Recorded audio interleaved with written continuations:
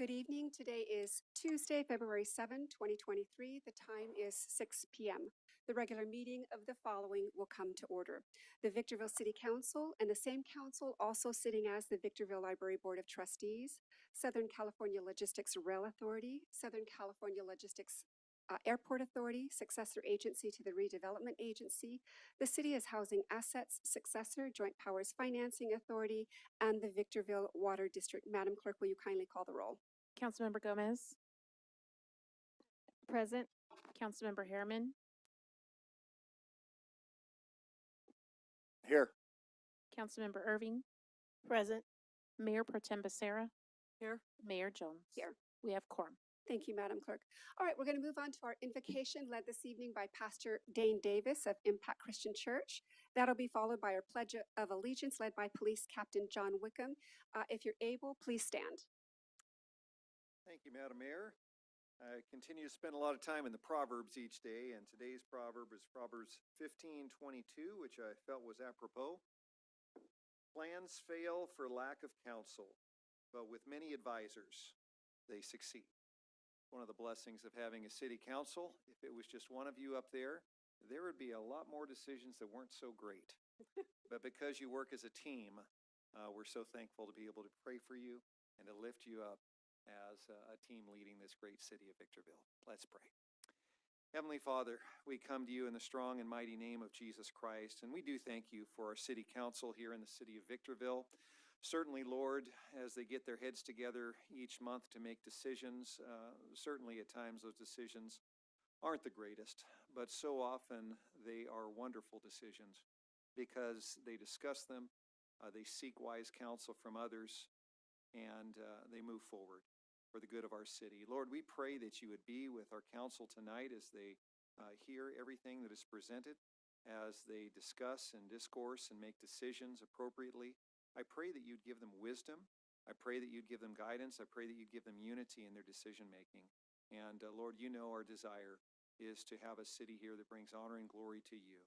We don't want to lean on our own understanding. We want to lean on you. And we do thank you once again for this city of ours. And we do want to do you proud in our decisions and even in our deliberations. In Jesus' name I pray. Amen. Amen. Please face the flag and join me in the Pledge of Allegiance. Ready, begin. I pledge allegiance to the flag of the United States of America and to the republic for which it stands, one nation, under God, indivisible, with liberty and justice for all. All right, thank you, Pastor Davis. Thank you, Captain Wickham, as per usual. All right, now this evening we have a few special things happening. We have a few presentations, including a proclamation, and then another formal presentation by Victor Valley Wastewater Reclamation Authority. So we're going to begin by recognizing Miss Natalia Jackson. She's the winner of the city's annual Civil Rights Memorial Essay Contest. We're also going to recognize, and I hope Brian is here with Victor Valley Heritage Medical Group. Maybe he'll arrive in time. They are the sponsor of the city's annual Civil Rights Memorial Essay Contest. So if Natalia can join me and the rest of the council up here in front of the dais. And then after that, I'm going to call up Miss Regina Weatherspoon Bell. All right?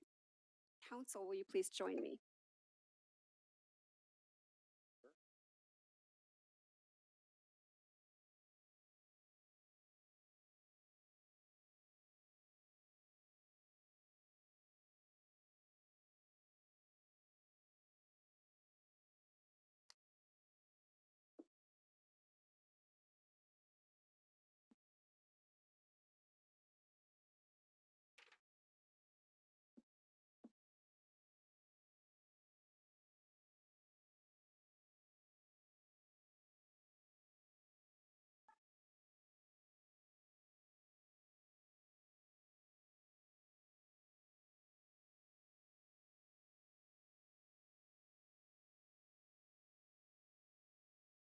We also have Superintendent Clark join us. All right. Can everyone hear me? All right, before I start, I have to tell you This is the most amazing woman, and she has the most amazing family. She's such a love, and she's very emotional, tender. Let me just say that, tender-hearted, and very, very bright and intelligent and humble and all those good things. And she's going to do great things in our community. All right, well, each year the City of Victorville invites local 5th and 6th graders to participate in our Civil Rights Memorial Essay Contest.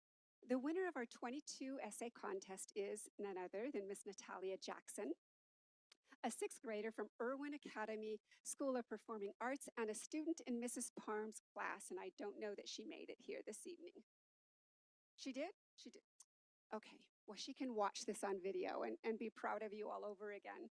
All right, so Natalia penned her winning essay about civil rights pioneer Francis E.W. Harper, a noted poet and civil rights advocate and equal rights advocate. A portion of Natalia's essay about Mrs. Harper will be featured on a bronze plaque in our Civil Rights Memorial here at City Hall.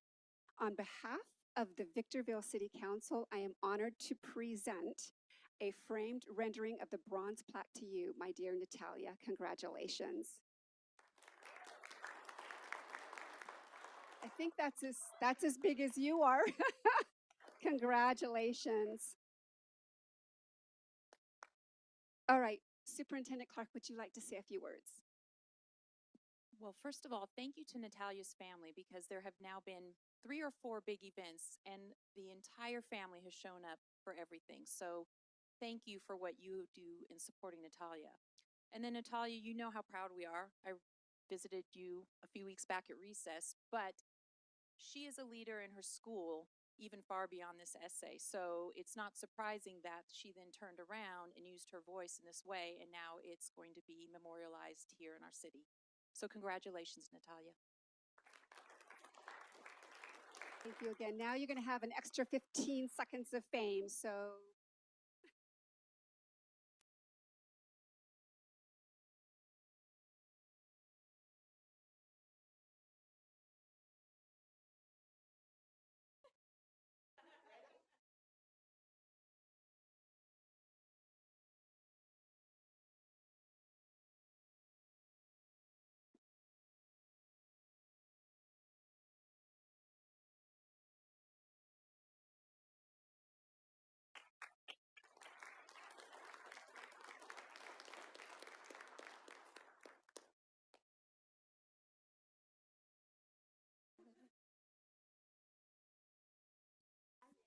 And then also, just hold on, everyone. Council members, stay down here, please.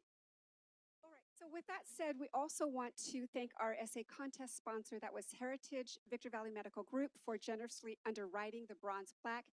And I understand that Brian is not with us this evening, but we'll make sure that he gets the plaque, right? Okay, very good. So now may I have the wonderful, the magnificent Miss Regina Weatherspoon Bell up here with us.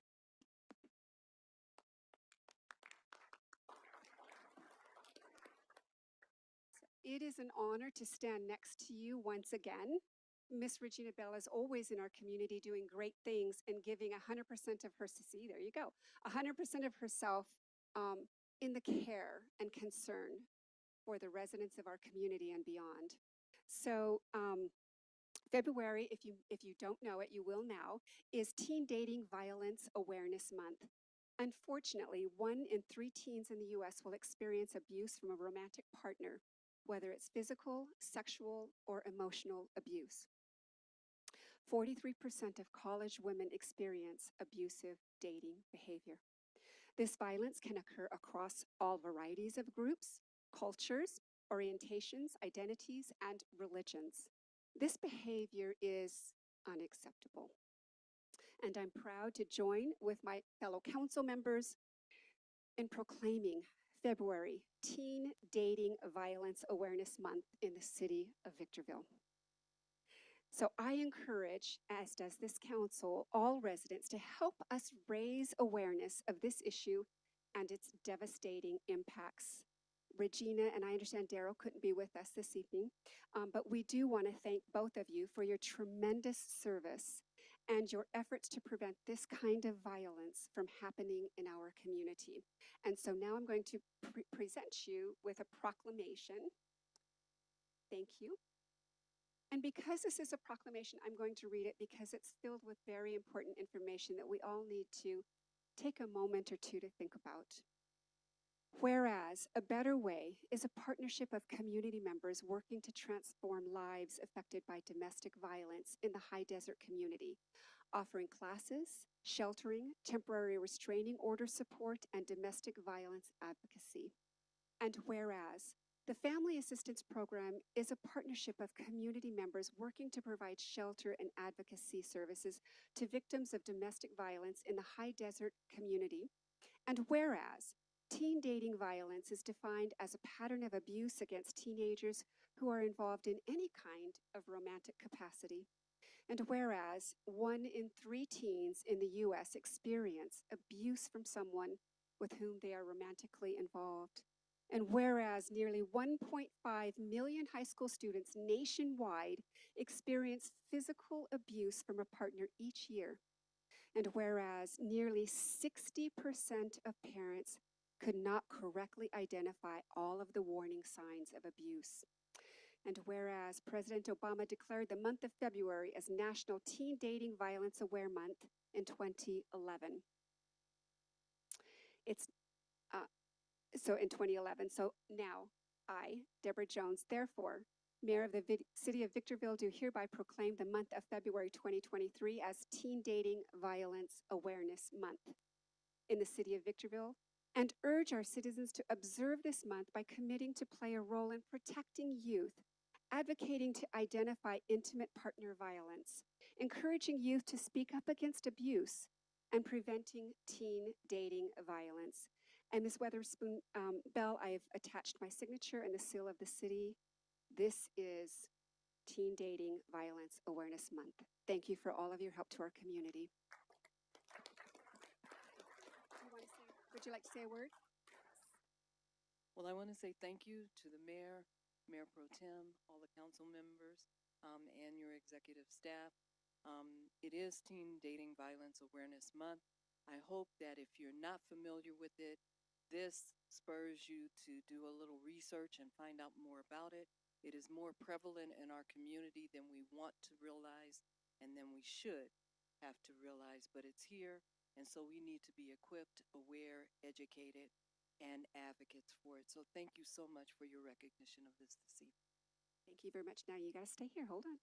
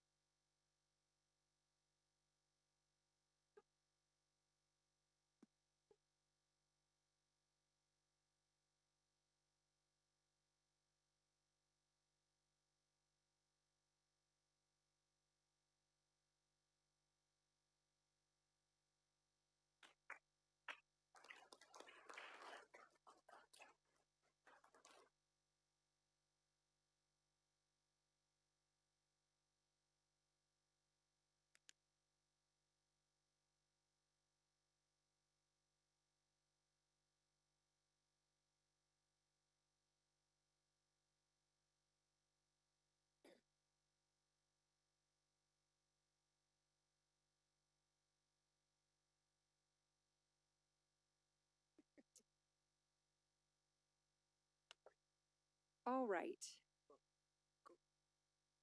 Next, we're going to have a presentation that gives us a little bit of an update and the good news about what's happening with the Victor Valley Wastewater Reclamation Authority. Mr. Darren Paulson, welcome.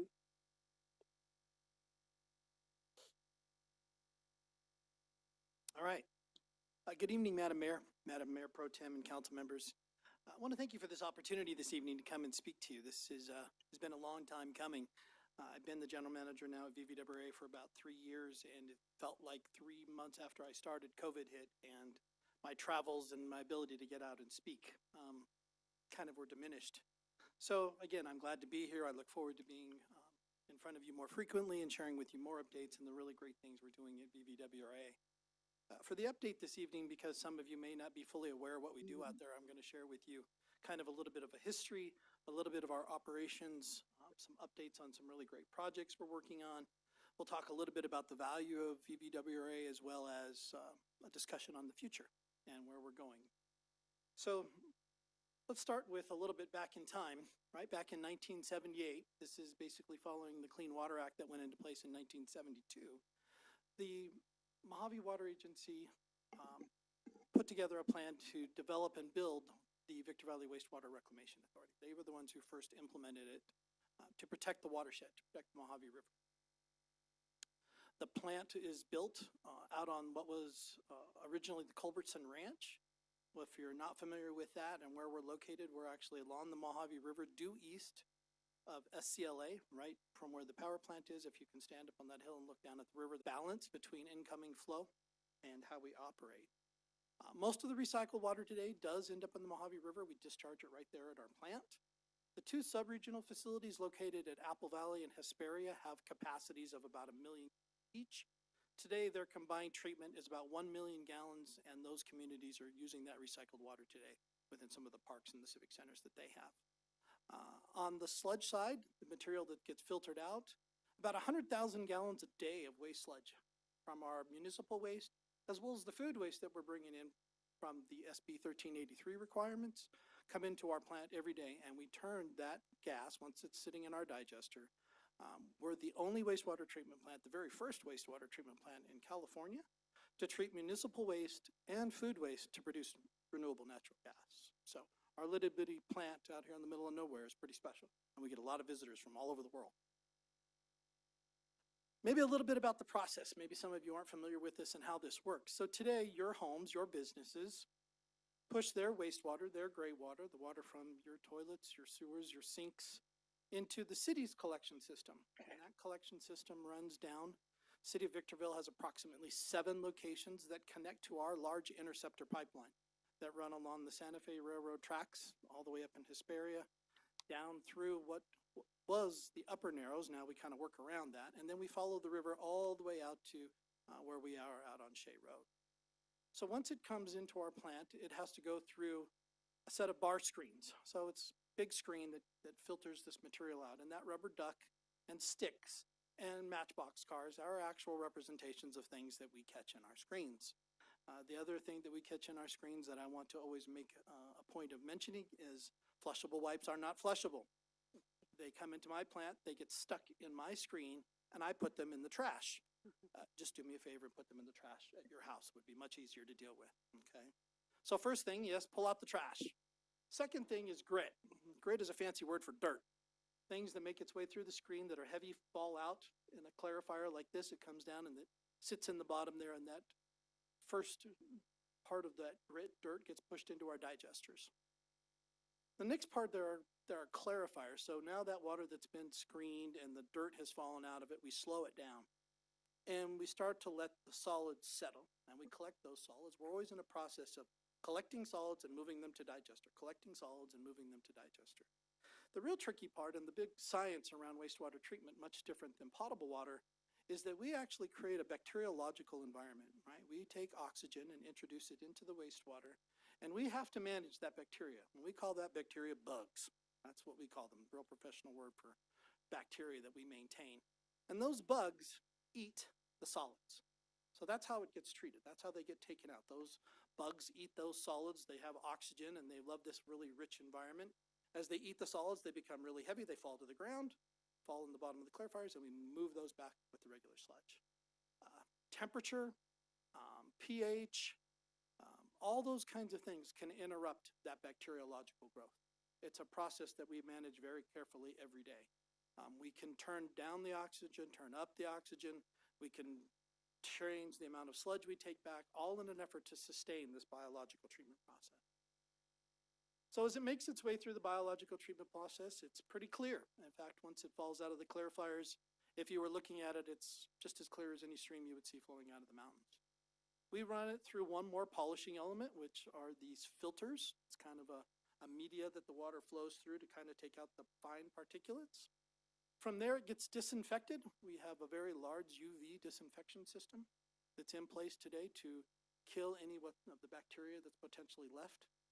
That's the only way that we can discharge the river water to the river, is it has to go through this UV process.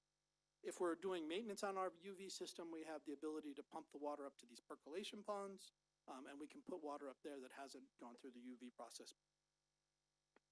So these are just pictures of what recycled water potentially looks like here at our plant. That's the outfall with all that water falling down. So imagine every day we're pushing out to the river approximately 10 million gallons of recycled water. That water lands in the river, makes its way through the transition zone, and ultimately, if you're familiar with your water district efforts, it makes its way down into Centro and Baja. There's some really great things that we're working on in the future that I hope to come back and share with you on maybe changing some of that to kind of make the recycled more of a vital component to our operations. So remember today, right, that wastewater comes into the plant, it leaves in three forms. The first form is the recycled water that I just showed you. The second form is this renewable natural gas. So today, right, that sludge makes its way to these large reservoirs. They look like similar to the reservoirs you have for your water, but they're very thick concrete, and they're thick concrete because inside that digester, to break down that sludge, we sustain a temperature of about 105 degrees inside the digester. And there are these huge mixers on top that are always spinning to keep that sludge moving all the time. And we take that sludge and we have to keep it in there for so many days, and every day the amount of sludge that comes in, we take that amount of sludge out and we push it to ponds where they can dry. The gas that gets produced in the digestion during this process is methane. Now, it's not clean. It's very dirty. It's got a lot of toxins in it.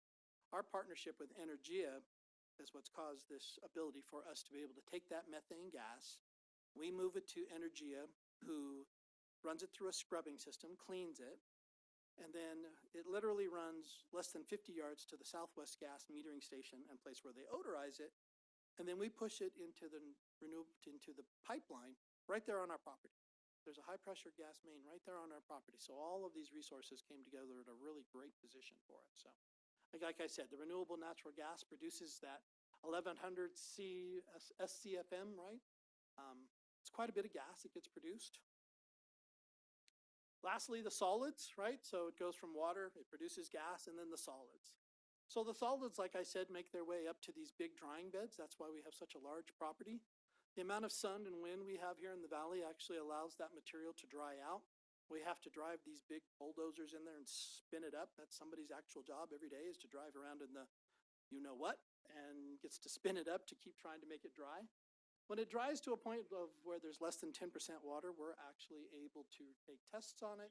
And once we can prove that that soil is sufficiently dry, it can actually be hauled away as a ground refurbishment at farms that aren't producing food. It's animals, say alfalfa or barley, materials that humans don't consume, right? Today, we're not allowed to put that material directly on anything that people consume. Just a little bit about our mission.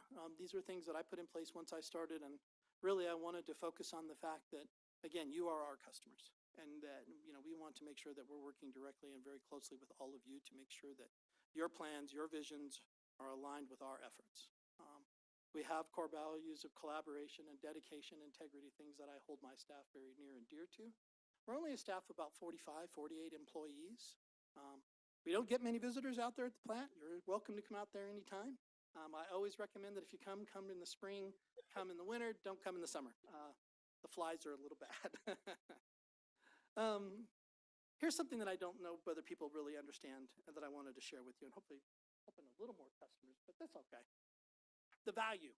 Okay, so what is the value of the service we bring? So today, wastewater comes in what we call equivalent dwelling units. That's how we measure it. And an equivalent dwelling unit is the amount of wastewater produced at a home with 4 individuals. Today, it's about 200 gallons per EDU, 200 gallons per home. 10, 12, 15 years ago, it was 250. And that's because all these new water efficient fixtures that we now have in place, that number's gotten smaller. So if you think about an average family today, imagine if there wasn't a Victorville collection system. Imagine that there wasn't our pipeline, and the average homeowner had to take their 200 gallons loaded into 4 50-gallon drums. And imagine that they had to drive that material out to my plant, knock on my chief operator's door and say, hey, I want you to take care of this stuff. And I don't want you to just take care of it. Guess what I want you to do? I want you to filter it so clean that you can almost drink it. I want you to take the solids out, and I want you to use those solids as fertilizer. And by the way, while you're processing those solids, turn that into methane gas turn that into renewable natural gas, and put that back in the pipeline. Imagine if you had to do that today with just 200 gallons. Most people would look at that and go, wow, how much is that going to cost? And the answer is really and truthfully, because we do it on such a large scale, is that our rates to the city of Victorville, that equates to 95 cents per day per person. That's less than people are paying at Starbucks, right, on a daily basis, okay? Think about what we're doing out there every day and the value you're getting for that. Here's a little bit about the future that I was hoping you could get a little bit of better understanding on. So as you develop, we have to make sure that we meet the capacity needs of your future development. We don't want to become an impediment to the city's growth. So today, the regional plant has a capacity of 18 million gallons per day. It means we can treat that much. The Regional Water Quality Board never likes us to sit very close to that number. They like to keep a little wiggle room, so in case floods come or whatever comes, so that we're not pushing up against that edge. So they only permit us for 14 million gallons per day. Today, with the incoming flow of about 10 MGD, there's 4 million gallons per day of available capacity. And if you take those numbers out utilizing that EDU calculation I gave you, that means today there's an additional capacity at that plant for 5,000 more homes, right? And today the city's, what are we, Keith, maybe a couple 100,000 homes a year, somewhere in that neighborhood. That number's there, right? I mean, we're getting there, right? But that is a lot of homes. There's an additional capacity at the sub-regional plants for about another 1,000 homes. So total right now, sitting in VVWA's operational, we have room to build another 6,000 homes. Now we know that, you know, in the municipal world, nothing moves fast, and we've got a plan. We're actually in the process right now going through a program to evaluate capital projects all the way through 2050. And in that evaluation, we've identified that we were probably going to need to add capacity at the sub-regional facilities, which is possible. They were built as such to be able to expand very easily. And we also know that we believe that there's a good opportunity that we're going to need another regional treatment plant somewhere along our interceptor system. And those upgrades and that new treatment plant, we plan to add probably another 8 to 12 million gallons per day worth of treatment capacity, which would bump us up to 60,000 new homes. So my goal is to ultimately maybe get back here in the next year, couple years, and continue to provide you those kinds of updates on how we're doing on meeting that capacity, share with you any other projects that we're doing that I think are worthy of coming in and sharing with you. So with that, if you have any questions, I'd be more than happy to answer them. Okay, so I'm going to open it up just a little bit, and council members, keeping in mind that we have a very full agenda this evening. If you want to just make it, ask a brief question or two and maybe make a comment if you'd like, I'd like to open it up to anybody. I guess I'll ask one question. Sure. So the technology we have adapted here is state renowned. You'd say you have people from other cities all over come want to see how it works. Yes. Can you elaborate a little bit on that? Right. So it's really the process of what it takes to digest food waste. That's very new. Right? Historically, food waste has gone to the landfills, hence why SB 1383 was put into place. So now this food waste is coming to us and we have to digest it. It produces a significant volume of methane gas. Food waste is very volatile. So that's very different, and a lot of treatment plants from Italy, Singapore, Denmark, all over California, the United States have come just to learn from our mistakes on how to treat that food waste, and then ultimately too how that gas gets treated. So they come out there to watch how we digest it and how they turn it into renewable natural gas. One more and I'll be real fast. So when we have a lot of rain, and is the plant susceptible to overflow? And if so, where's that discharge? And I'm not going to go into it, but I've read things over the years. If you could tell us a little bit about that. Yeah, that's the other really great thing about our plant. We have what we call equalization basins, right? So today, right, the plant runs at a consistent flow rate, but the wastewater doesn't come into the plant at a consistent flow rate, right? Early morning hours, evening hours, we get huge volume increases. When there's rain, water comes in through those little pick holes in the manholes. They find ways to get in. We can use those equalization basins, these large ponds, that as the material comes in, if it's exacerbating the treatment plant's capacity, we can put it in those basins. We have probably 15, 20 million gallons worth of storage that we can put if it comes in faster than we can treat it. Thank you, sir. Thank you. All right, anyone else? I just want to say thank you. I just want to say, Mr. Paulson, I really appreciate this wonderful presentations. This is fascinating. I will be the person to come and visit you before the spring is over. And you keep referring to ponds. Or I see a picture. Is this the Perk Pond? So that we have a couple of ponds. Oh, you have different ponds. Okay. Well, Population ponds. okay. Well, make sure I get to see everything. Okay. Okay. I'm gonna hold you to that. Yeah, we enjoy doing the tours. We do a lot of tours. We have partnerships with the VVC, all the high schools. Just make sure you go slowly, okay, so I can take it all We in. got to go fast enough, faster than the flies. All right. All right, I'll wear my boots. Thank you. Yes. You need to wear very comfortable shoes, yes. So, Mr. Polson, thank you so much for coming. Oh, I didn't realize, Yeah, please. I also have questions. So you were talking about the solid or the sludge going into Southwest Gas to become renewable natural gas. The methane gas. Yes. Okay, well, eventually, is that going to be going into Kern River Pipeline once it's in place? Do you know that? At this point, I would think not. It's definitely a Southwest gas transmission line that we're putting it into. Okay. And if the value per person is 95 cents, do you know the charges that the city is charging the consumer based on that EDU formula you provided? The CDU does it differently, right? It is a little bit, they have to recoup the cost for my treatment, but then the city has all of their costs associated with the upkeep and maintenance of the sewer collection system. So they've got a lot of staff and a lot of big equipment, right? So their costs, and I really couldn't speak to that breakdown, but that's where all of the city's part of that, your total sewer bill comes from. Okay, and would you expand on the interceptor structure? You said the current capacity is 6,000 homes, but we could see a potential 6,000 in the future if we have interceptor structures. And is that gonna kind of like the cost come over here? So it's all correlated to where and when you build treatment capacity. The pipelines have a capacity. Based on what we're seeing today outside of the inflow from the rain events, we basically have capacity in our pipelines through about 2030, 2035.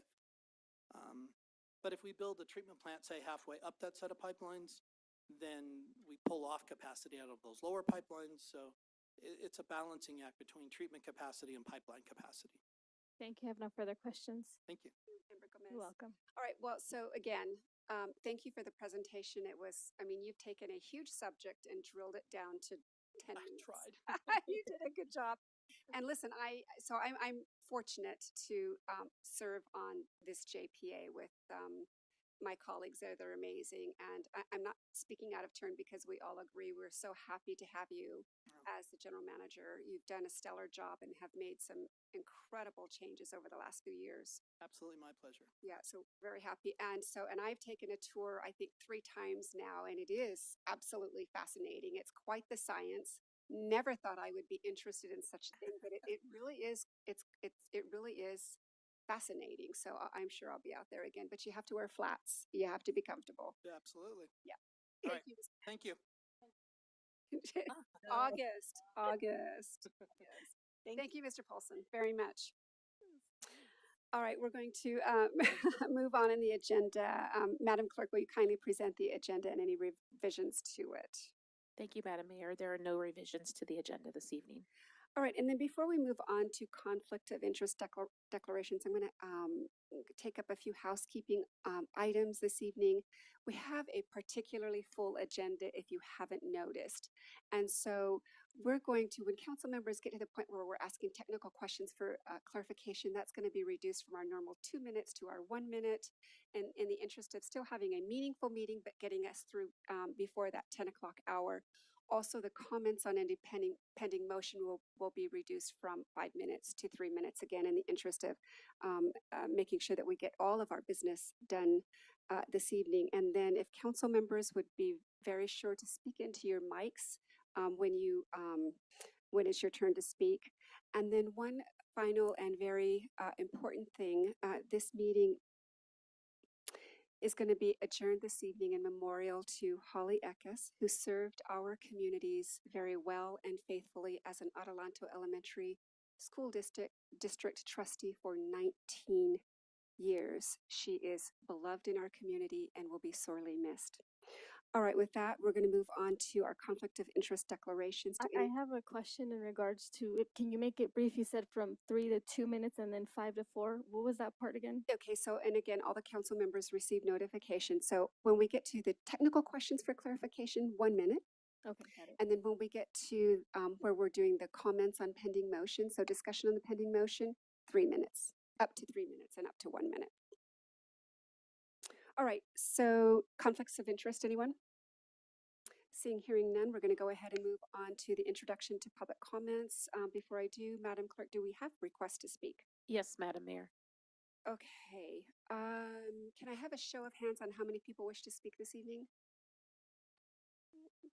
Okay, all right, so everyone, welcome to tonight's meeting of the Victorville City Council. Your City Council is interested in your ideas and opinions, and furthermore endeavors to incorporate them into its deliberations.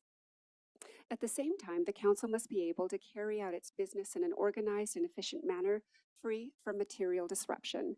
Therefore, this meeting will be administered in accordance with the Council's established policies and procedures and Government Code Sections 549, 57.9, and .95.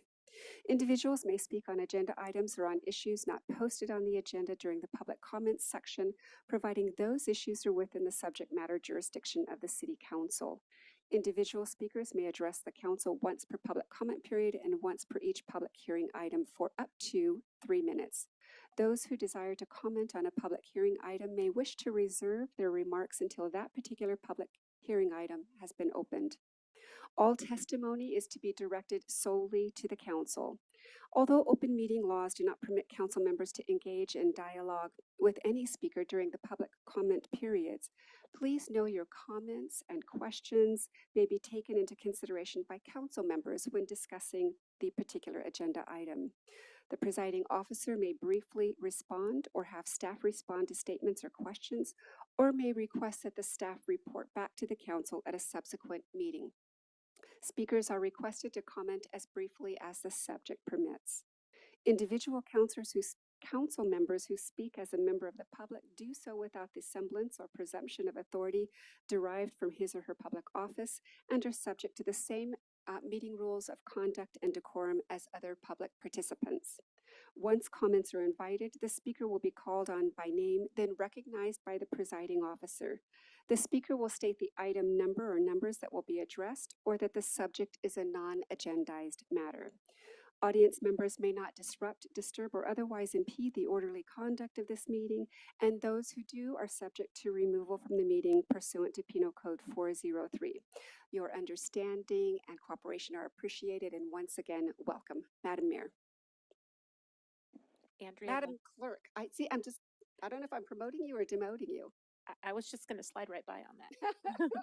Our first speaker is Andrea Knight on items number 19 and 20. Thank you. Good evening, Ms. Knight.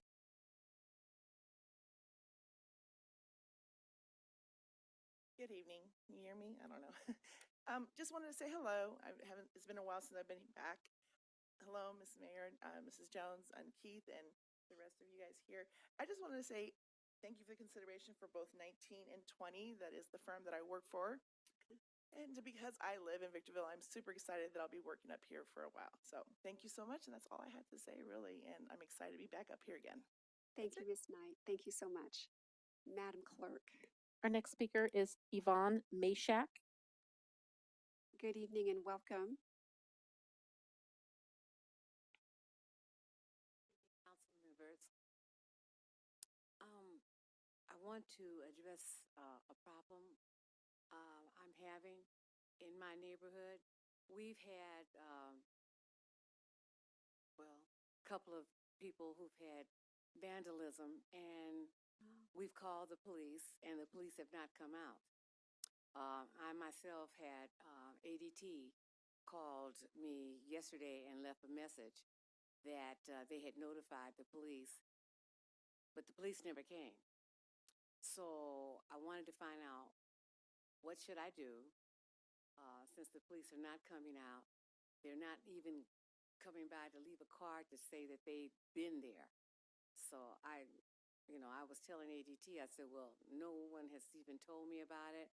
I was away from home. Thank goodness I had the security screen on. locked, but that's the problem. Also, I was hoping that we don't have to have any more car washes in Victorville.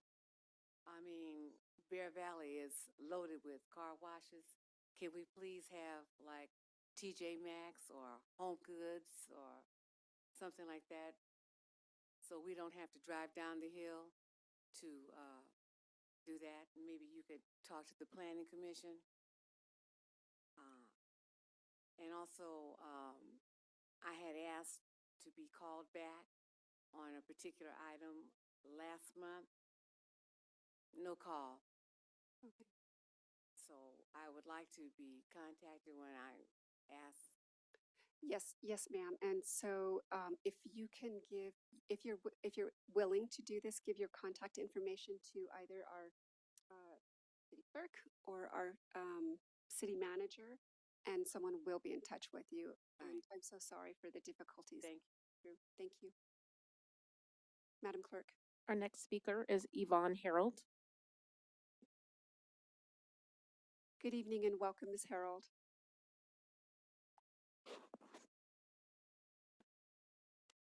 Last month, I attended and asked two questions. One was, are we responsible for Apple Valley's homeless population? I had heard that we are, and I never got an answer back to that.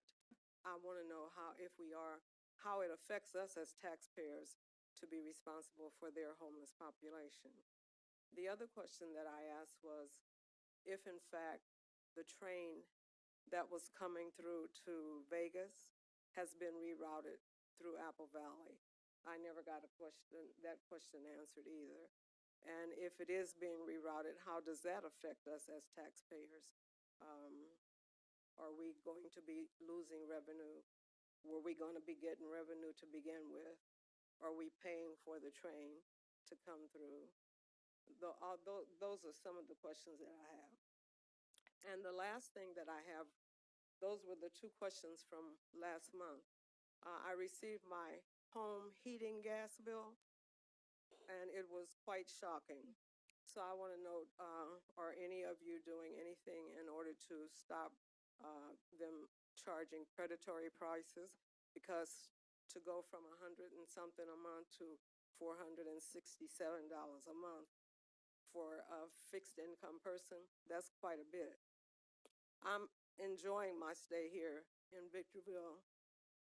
I am a good tax-paying person. I'm not in the rear. I don't have a problem doing that. But if I'm going to have to be paying all of my money on utilities, I'm not going to be able to pay my taxes. Therefore, I'll have to sell my property and move. So I would like us to be able to keep some good citizens here. And hopefully you can look into that pricing for us. Thank you. Okay, so Ms. Harold, first of all, thank you for coming back to us again. I remember you coming the last time, and I remember the questions that you asked. So the council is rather constrained by the Brown Act, so we're not able to really get involved in a to and fro and answer questions directly, because then we're actually kind of creating an agenda item that wasn't posted for access to the entire public. So we can, on certain occasions, give brief responses, but the questions that you've asked, none of them would be really brief responses. So, Mr. Metzler, can we make sure that someone gets in touch with Ms. Harold and attends to those issues for her? Thank you. Thank you. Appreciate it. Ms. Harold?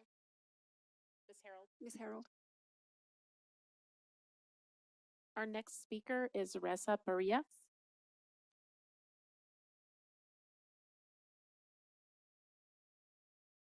Welcome.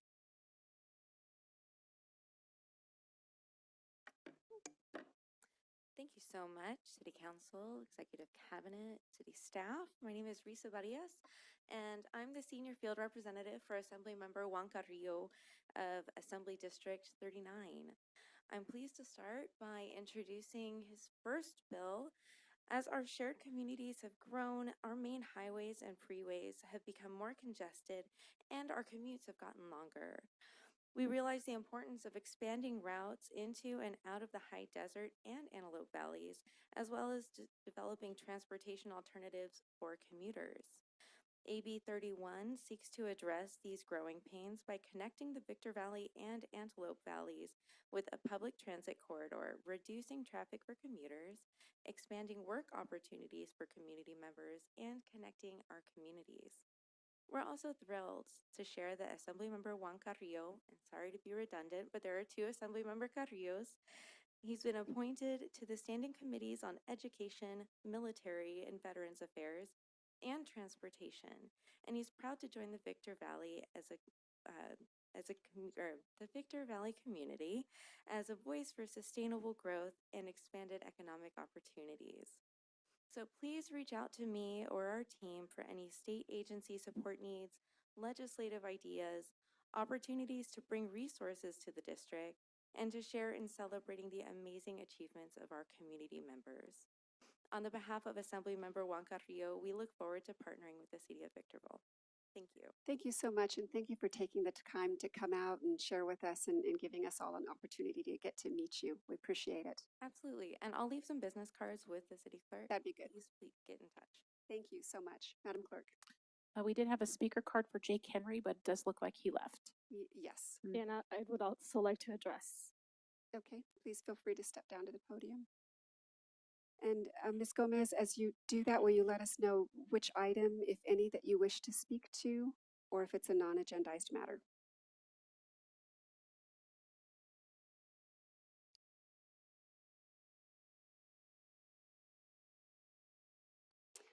Welcome, Ms. Gomez. So I'm glad to know that we have Juan Carrillo's representatives here, and I'd like to make a comment. I know Juan Carrillo reached out because he wanted to have his office personally in the city of Victorville, actually one of these divisions, but it was denied to him, so he had to go to Hesperia. Very unfortunate. Another thing that I wanted to address is I'm glad the time for public comment was not reduced from 3 minutes to 2 minutes. That's really important, and it continues to strive to have the constitutional freedoms under the First Amendment. So I appreciate that wasn't whittled down. Something that does trouble me is the ability for a chairperson to use discretionary authority to be able to diminish the time for council to be able to inquire questions that are very pertinent to millions of dollars that are going to be expended in less than 24 hours. From such minutes to one, not ample and sufficient time, effective for who? The community, the voters, or yourselves. That's very drastic, and that's something that needs to be seen as a change. Yeah, we do have a big agenda item. Maybe the agenda, instead of being 27 items, maybe it should be 5 items, but not shortening the time of individuals who want to legislate and produce the best quality and quantity of questions to be able to give the publicity, the public, the publicity that they need to be able to come in here within 24 hours or within 72 hours to be able to project their ideas, their thoughts, and any level of influence that they may have with a voter voice, with a family of 1, 5, or 10 people or more. Another thing that I would like to address as I'm standing here is we have a lot of businesses. A lot of businesses, when they put up a business like a restaurant, many of them, a handful that I've visited, at least 5 within this last year, have building enforcement or building code enforcement, building enforcement. So the permitting process is averaging between 2 and 3 years when we have an average that's stated on policy that would be about 6 months, unless there's any extraneous things happening, out of the control. And some of them have decided to leave and are in Hesperia now. So we need to keep looking at what is the permitting process and what is actually happening to go 2 and 3 years when you have a payment of a restaurant being about $15,000 a month. Is that? And take 2 years. Thank you. Thank you, Ms. Gomez. Yes, all right, so Ms. Becerra, please state the item number or whether it's a non-agendized matter that you wish to address.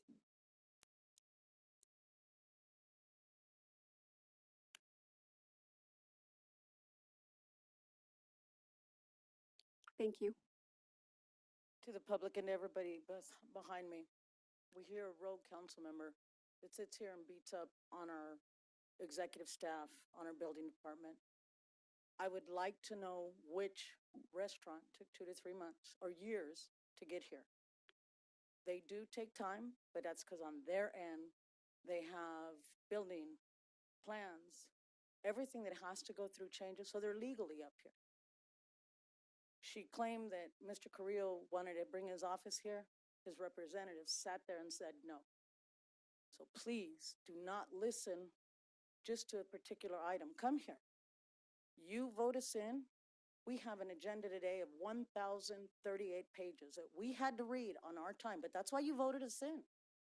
Not to sit here and ask you for 5 minutes to ask questions that our city manager makes time in his day for 5 of us to come in and ask those questions during working hours of his time. He is a family man too. He doesn't need to be here on a Sunday night going over an agenda that you had time to read, not specifically you, but that we had time to read what is it? I think it's 5 days in advance we get it. So make time as a council member to be ready for these meetings. These questions that supposedly can be asked in 5, 8, 10 minutes that can just go over and over. You are allowed to ask Mr. Metzler these questions so he has your answers, so he knows what you're looking for. Please, everybody listening, everybody behind me, thank you to the staff that does work hard here and does work day to day. Thank you. Thank you. The council certainly received your comments. So we just went through a refresher course, and for maybe a few people, the first time training in Rosenberg's rules of order. That's our parliamentary authority that we follow. And we all learned in that once again the heavy responsible that is placed on the chair to run meetings. And so making sure that we get through meetings meaningfully, efficiently, and get the business of the city done is an extraordinarily important task. Because our agenda this evening is so full, I thought about how we're going to be able to get this done before the 10 o'clock hour. I consulted with our city attorney, Mr. DeBortnowski. Did you wish to add anything to that? Thank you, Mayor Jones. No, as a presiding officer, you certainly have the discretion and you do have the responsibility to make the meeting run smoothly and try and get the business of the city accomplished within the time frames. We do have a 10 p.m. limit on conducting new business, so to get 26 items accomplished, it would be reasonable to mandate certain time limitations that are less than what's provided in the policy manual. Right, and then keeping in mind too that we have been here since 4 o'clock. So, all right. With that said, any other comments, Madam Clerk? No, Madam Mayor. All right. With that said, the chair is going to close the public comment period. Bring this item back to the council, and we're going to move on to our first business in order this evening, which is public hearings. This is the proposed ordinance number 2434, revising and establishing speed zones upon certain streets in the city by amending Victorville Municipal Code section 12.20.020. Mr. Metzler. Thank you, Madam Mayor and members of the council. All streets within our jurisdiction are required pursuant to state law to be evaluated for a number of reasons, but in this particular case, we're focused on is the establishment of speed limits. And so with that, we do evaluate annually, and every street has its own schedule, but basically is required to be evaluated in that 5 years. And with that, we evaluate the flow of traffic. There's actually a predetermined formula, if you will, as to establishing speed limits. It's not something that we can just arbitrarily set based upon our own views as to whether or not traffic is driving too fast or driving too slow. And in fact, there's outlined in the staff report a formula, if you will, that basically requires a measure of the speed on each of the streets and requiring the speed limit to be set statutorily based upon where the 85th percent of traffic is flowing at what speed. So with that, we've done that in this particular case relating to the streets that are outlined in the staff report, particularly on page 11 of your agenda. And so with that, there's a number of streets that have been recommended for increase in the details, or better described as staff report. Speed limits are set by code. So with that, this item is the first of two hearings, be a public hearing, presuming the council adopts the ordinance, and the next meeting we would consider a second reading. So with that, this item is authored by your city engineer, which is Mr. Brian Gangler. He's here in the audience for any technical questions or comments you might have. All right, thank you, Mr. Metzler. Madam Clerk, the recommendation, please. That your honorable city council open and conduct a public hearing to receive comments regarding ordinance number 2434 and the municipal code amendment therein.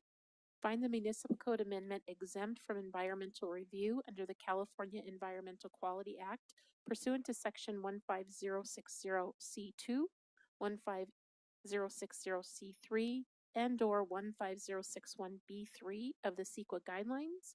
Introduce ordinance number 2434 for adoption and first reading by title only, and waive further public reading in full of proposed ordinance number 2434. All right, thank you, Madam Clerk. We're now going to move on to technical questions for clarification. Please present them to Mr. Metzler, and should he wish, he will further designate them to a member of his staff. All right, so we're going to begin with Member Gomez. Yes, because this is a public hearing and it's really important for me to ask the questions, even if I don't get the responses. If there's a lawsuit or anything happens, we can talk about these. When and how do engineering and staff traffic surveys take place? How does the city justify a reduction of 5 miles at an 85 percentile? Can you explain the formula used to establish speed limits based on percentiles? Will each starting and ending have markers showing the speed limits in each section where ordinance number 2434 says it's starting and ending? Are any of these speed limits off city limits, for example, unincorporated areas, and what gives us the right to go into unincorporated areas? And there's two notices of completions. There's the sewer main lining for 2022, and what are the needs of the communities being met within that strategic plan? Your time is up. Thank you. Thank you, Madam Clerk. All right, Mr. Metzler, so typically we handle one question at a time so that you can follow them, but to the extent that you were able to pull any of those out, please feel free.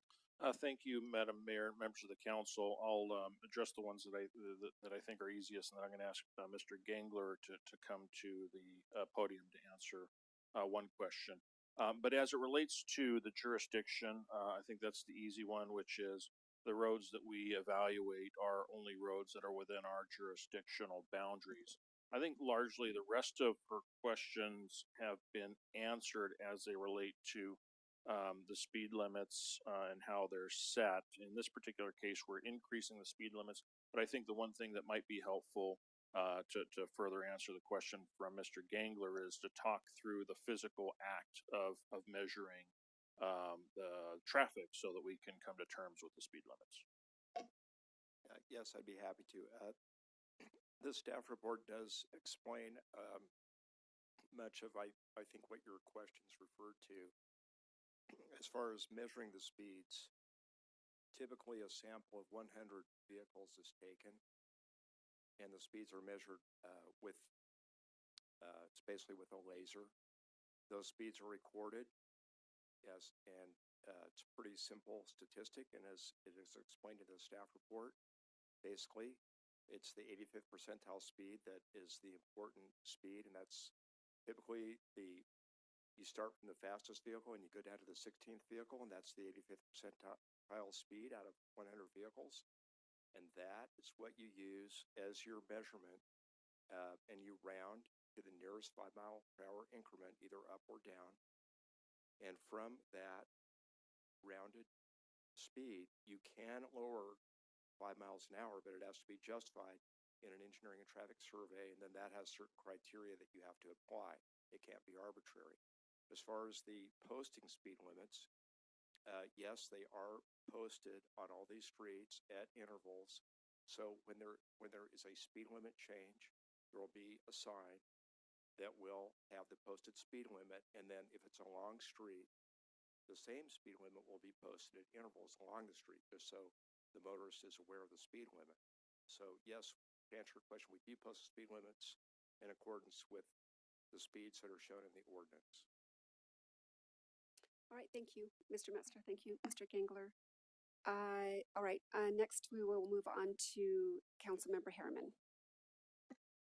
I have no questions because I read the staff report and our city manager answered all my questions. Thank you, Mr. Harriman. Member Irving. Thank you, Madam Mayor.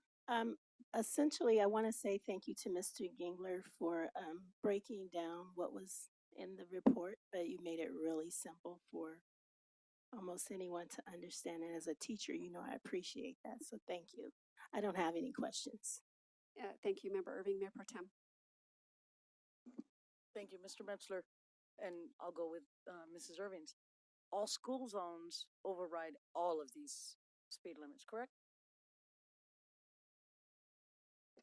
School zones, correct, are required to be maintained at the 25 miles per hour when children are present. Thank you, sir. No further questions. Thank you, Mayor Pro Tem, and the chair has no questions. We're going to move on to the public hearing. So the chair opens the public hearing to receive public testimony. Any requests, Madam Clerk? No, Madam Mayor. Thank you. The chair closes the public hearing, brings the item back to the council.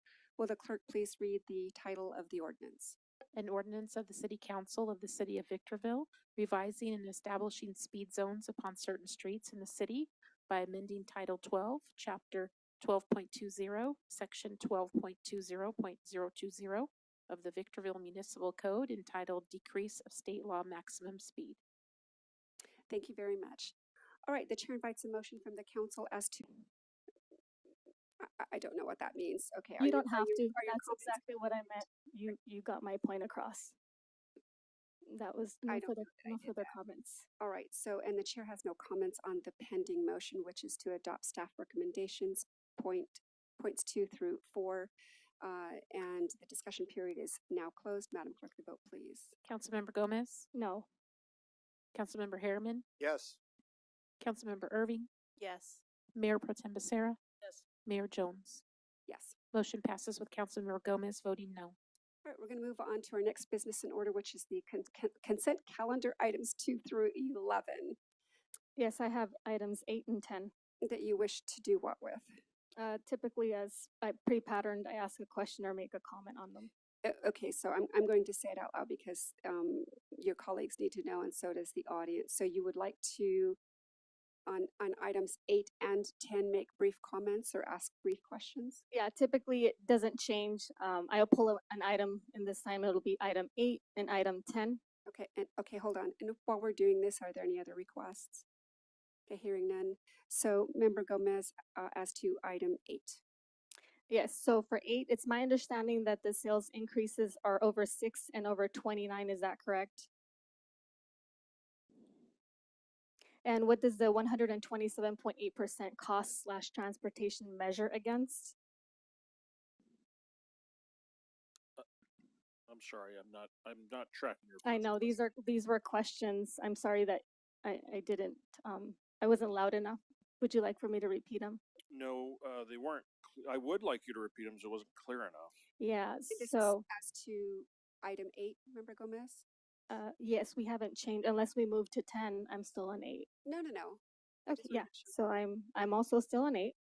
And it's my understanding that sales increases are over 6% and the revenue increases are over 29%. Verbatim taken from the report is what I'm stating. Would you like me to say it any other way? Read it from the report. I'm just clarifying. I did see those figures. Okay, what page are you on? I didn't write down the page. I know it's 6% and 29%, and I know it's item number 8. And those would be on the gas section of the results. Oh, I thought you said electric, okay. Yeah, no, I I'm did sorry, not mention Madam Mayor, electric. The staff report, it speaks for itself. There are measures in there. The measures that she's speaking to, I'm not finding right away on the, Okay, that's fine. No worries. And that same report that most of us read and others just skim by has a 127.8%, and it talks about the cost and the transportation. I just wanted to know what we were measuring it against. What page are you on? I'm sorry. It's the same for the 6 and the 29%. time is up. Thank you. I'm sorry, Madam Mayor, I'm not tracking her. All right, that's all right. We're going to move on. All right, so with that said, the chair invites a motion for the council and the council acting in its various capacities to approve action on consent calendar items 2 through 11 So moved. in accordance with the recommendations presented on the agenda. Second. Okay, Sorry, I'm Madam. sorry. Member Gomez, did you? Who It seconded? No, was I am not Leslie. speaking. Okay. And who seconded? I. Okay. Mrs. Irving pushed, Yeah. All right, we have a first and a second. Madam Clerk, the vote, please. Councilmember Gomez, On 8 and 10, I vote no. The others are yes. Councilmember Harriman, Yes. Councilmember Irving, Yes. Mayor Pro Tem Becerra, Yes. Mayor Jones. Aye. Motion passes with Councilmember Gomez voting no on items 8 and 10. All right, so the council and the council acting in its various capacities has taken action to adopt staff's recommendations, consent calendar items 2 through 11. We're now going to move on to our next business in order, which is written communications, beginning with item number 12. This is the approval to execute an interconnection agreement with Kern River Gas Transmission Company for natural gas pipeline interconnection meter station facilities, odorizer, and Victorville Municipal Utility Services Pipeline Extension Construction Project with an environmental exemption located at the Southern California Logistics Airport. And Mr. Metzler, this is directly related to our recent workshop, correct? That is correct. All right, will you introduce the item, please? Thank you, Madam Mayor and members of the council. Yes, furthering the conversation that we had last week, this is the first of a series of items that we will be bringing back for your attention.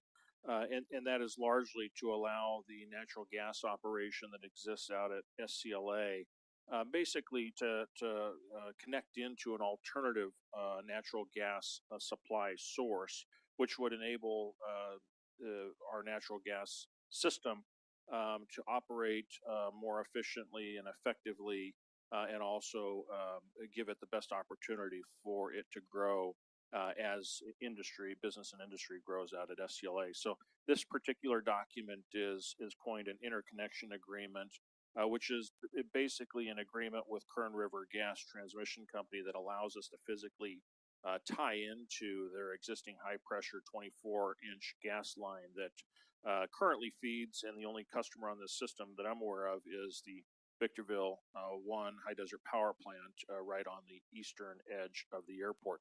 So with this agreement, this will give us the physical connection. Separately, you should envision seeing agreements that deal with actual easements and then ultimately construction. So with that, this item is brought forward by your Director of Electric Utility Services, Ms. Brenda Hampton, who's here in the audience, and she's available for any technical questions or comments you might have. Thank you, Mr. Metzler. All right, Madam Clerk, the recommendation, please. That the Honorable City Council find the project categorically exempt from environmental review under the California Environmental Quality Act pursuant to CEQA Guidelines Section 15301 and 15303, and approve the filing of the Notice of Exemption, adopt Resolution number 23-008, approving an additional appropriation for the Gas Utility Fund for fiscal year 2022-2023 annual budget, and approve the interconnection agreement with KRGT in an amount not to exceed $1,112,171, and authorize the mayor to execute the agreement subject to such non-substantive changes as may be necessary and approved by the city manager and the city attorney prior to said execution. Thank you, Madam Clerk. All right, with that said, we're going to move on to technical questions for clarification. Again, keeping in mind that we've just had a workshop on this, and I think we probably would have done well to expect this on this agenda. We're going to begin with Member Gomez. Yes. What funds do 419 cover that was not part of the workshop? And what does quote unquote will be reimbursed at a later date from a construction loan estimated at $2 million at SCLA, which was not on the workshop? The terms reliable and competitive. I have 1 minute. No, but you don't have to ask them all in a row. I do. You can still take them one at a time. No, It it's, counts the same. I understand, but it's more important for me to put those out there than it is. We're not going to do than is- that. We're going Well, to take I one question. have and 1 answer. minute and I will address my minute as I see pleasing. Do you see fitting or are you trying to change it? I would like to know. No, we're going to ask one question and answer one question. That way it's easier for not only your colleagues, but also the members of your Okay, so you're community. recommending that. Got it. I'm directing that that's the Okay, way we're going got to it. do this. So the terms reliable and competitive in context with operating results quarters 4 and operating results quarter 1 as seen in reports for year Hey, Member Gomez is 2022. out of order and refusing to follow the directives of No, the I chair. have We 1 are minute. now going to move on. Mr. Harriman, That's questions? typical. That's what she does when she doesn't like my questions. Member Gomez is out of order and will suspend. Mr. Harriman. All my questions have been answered at the prior workshop, and any questions I had, the city manager answered them for me. I have no questions. Thank you. The Member agreement was not a Member question. Gomez will suspend. Madam Clerk, will you kindly mute the member's mic? Mayor Pro Tem Becerra. Ms. Hampton and Mr. Metzler, thank you very much for the workshop and for bringing this in front of us. Thank you. The chair has no questions and invites a motion from the council. Madam Clerk, kindly unmute the member's mic. Motion to approve staff recommendation. Second. Thank you. We have a first and a second discussion on the pending motion, beginning with Mayor Pro Tem. No discussion. Thank you. Member Irving. No discussion. Thank you. Member Gomez. Yeah, it's not clear who the connecting party is. And what the FERP interest rates will be if there's an underpayment. Okay, so we're on discussion on the pending motion. Yeah. Did you have any discussion on that Yes. particularly? Yes, the motion also talks about prudent industry practices, and that's not delineated as well. Okay, Member Gomez is taking advantage of the motion. The chair rules it out of order. It's whether you wish to vote to adopt staff recommendation or not. You can Usually- continue, or we're going to move on to. Usually the Member city Harriman. clerk asks for the vote, so you're telling me that you're asking me to vote now? Is that what you just said? No, Member Gomez, not at all. Do you wish to have a discussion on the pending I motion? already had the discussion. Thank you. Member Harriman. Welcome. I've lost my place, but I have no questions. Okay, we're comments on the pending motion. Chair has no comments on the pending motion. Discussion period's closed. Madam Clerk, the vote, please. Councilmember Gomez, No. Councilmember Harriman, Yes. Councilmember Irving, Yes. Mayor Pro Tem Becerra. Yes. Mayor Jones. Aye. Motion passes with Councilmember Gomez voting no. Thank you. So the council has taken action to adopt staff recommendation as posted on the agenda. Moving on to item number 13, approval to enter into a 5-year lease of carryover free production allowance. Mr. Metzler. Thank you, Madam Mayor and members of the council. The Victorville Water District is our local purveyor of water to residents. And with that, as a part of our responsibility in providing them water, we're also responsible for procuring and securing water that eventually is potable drinking water. We operate in an adjudicated basin that's overseen by a water master that's connected to the Mojave Water Agency. And really what that means in the most simplest term without getting it too complex is that in the adjudicated water basin, for every cup of water that we draw from the ground, we're effectively responsible for putting a cup back in. And that's certainly the case for water where we don't have base annual production water rights, basically rights to pump freely. And so every year there's a true up process to determine above the base annual production along with the free production allowance, which is the ramp down amount. It actually is a calculation to determine what's owed by the Victorville Water District in the form of replacement water. And we typically satisfy our replacement water requirements either by securing water rights from other owners of water rights that have not actually used their water rights for pumping purposes, or we have the ability to go to the aqueduct, which is the California State Water Project, to draw that water out and basically perk it back into the ground. This particular item is related to that equation in the sense that we've traditionally had a relationship with Hellendale Community Services District where we've leased on an annual basis their free production allowance that goes unused. We've actually leased it from them on an annual basis to help satisfy our replacement water requirements. This item particularly is focused on memorializing that relationship with a more defined term over a 5-year period, so that we don't have to on an annual basis, as we have been, bringing this item back over and over. So with that, this item memorializes our right to purchase effectively their free production allowance over the course of the next 5 years at the defined price that's in the staff report.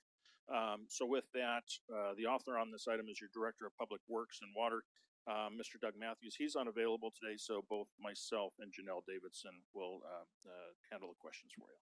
Thank you, Mr. Metzler. Madam Clerk, the recommendation. That the Honorable Victorville Water District Board of Directors approve a 5-year agreement by and between the Victorville Water District and the Hellendale Community Services District to lease carryover free production allowance and authorize the district's general manager to execute the lease. Thank you, Madam Clerk. All right, we're going to move on to technical questions for clarification. We're going to begin with Member Harriman. I have none. Thank you, Member Irving. I just for clarification, we already have a relationship with Hellendale, correct? So we're just really restating. Okay, got it. Thank you. We do. All right. Thank you, Member Irving. Member Tem. No questions. Thank you, Ms. Thank you, Member Gomez. Yes, who can consent to the contract besides HCSD? And every year to okay, one Affinity- question at a time. And Okay, then are I'm you gonna gonna Yes, tell I me am. how? I have a minute. So, Member Gomez, you have a minute to ask your questions. That's not within the purview of how you're directing my It minute. is. It works out this. So let me explain. It works out the same whether you ask them in a row or you ask them one at a time. The answers aren't counted to your 1 minute. So the chair is directing you to ask one question so that for the benefit of your colleagues and the public, they can get the answer to each question. So you can do it, or we're going to move When on. I ask one question, it counts against.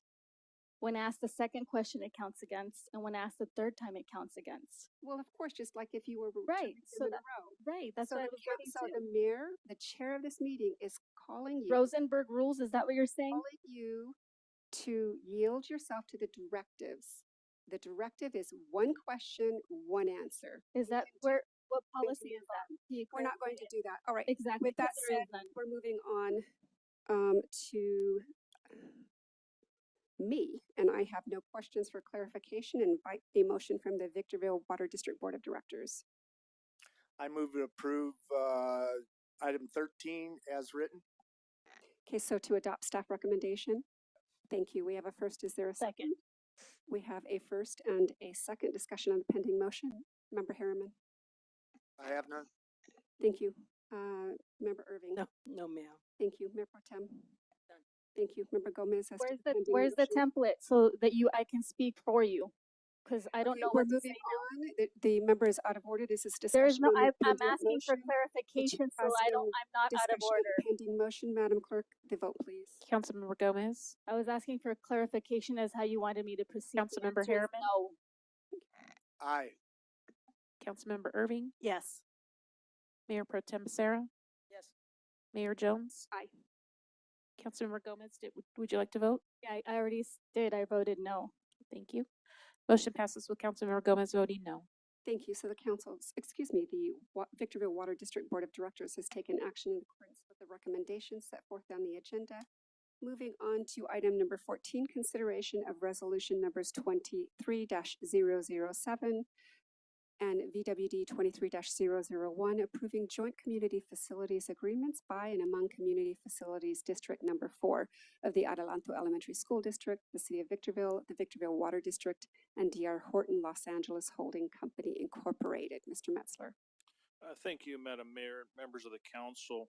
Community Facility District, community facilities districts are not uncommon to us and traditionally formed in part to help satisfy infrastructure for large developments and in some cases to offset operating costs associated with economic impacts of certain developments.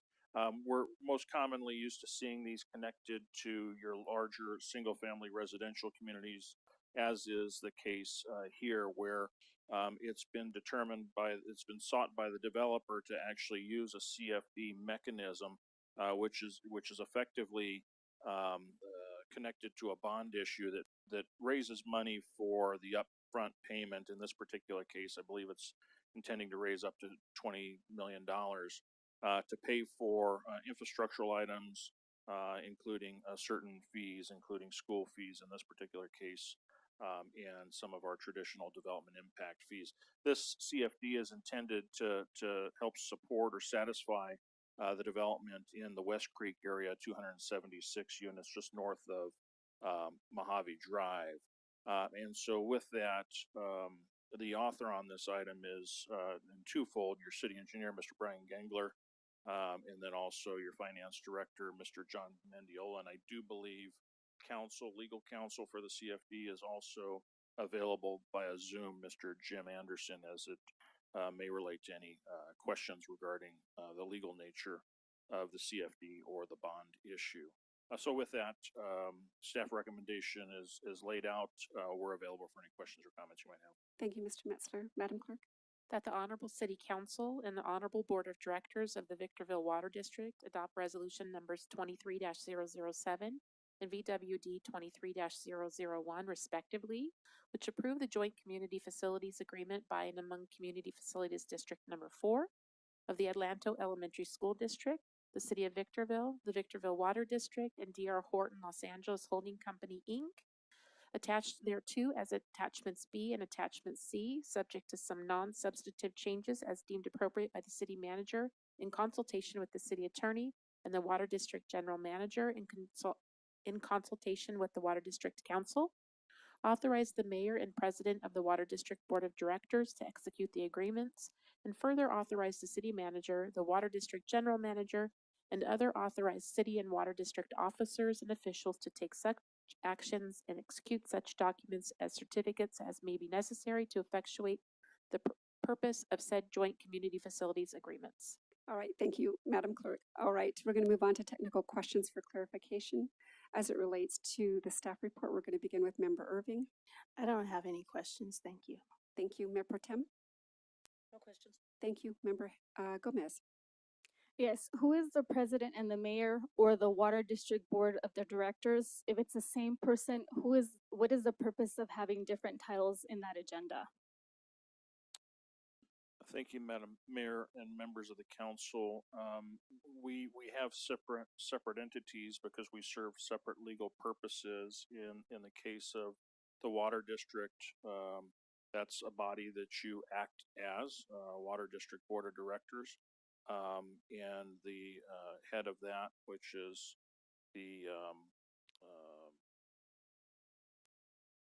it's synonymous with the mayor for the city of Victorville. Is that the end of your question? Or, I'm sorry, your comment? I'm not sure. Yes. Thank you. The next one is, why apply for the same strategy to privacy development despite it not being a CIP? Can you restate that question? Absolutely. This is not a CIP project. Why are we applying strategy to privacy development?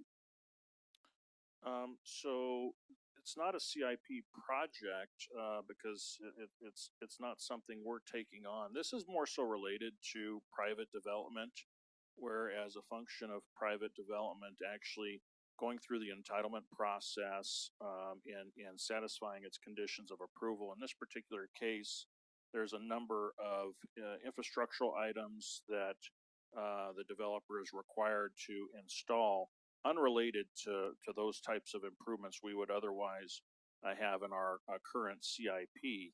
And effectively, this mechanism, the CFD District Number 4, is a money mechanism that actually uses a bond issue and secures the underlying property for ultimate repayment of those bonds to upfront pay for those costs associated with the site infrastructure and certain fees related to schools and development impact fees.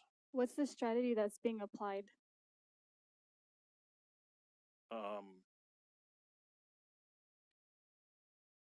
It says strategy, which is private versus non-private, I presume?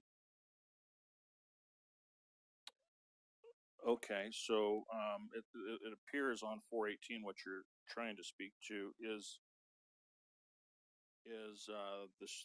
this item is actually fitting within our strategic plan goal of strategy number 1.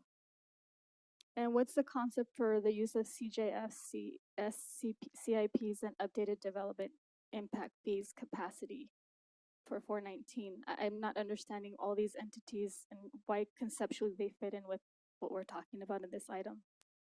So I didn't quite understand your question. Can you restate that again, please? Yes, you have JCFAs, SCIPs, diff. What are those concepts related to with 419? Look at 419, that would address some of what you're trying to.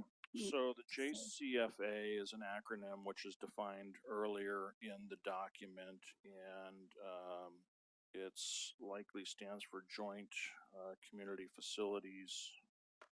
I'm just scrolling back to the earlier part of the document agreement.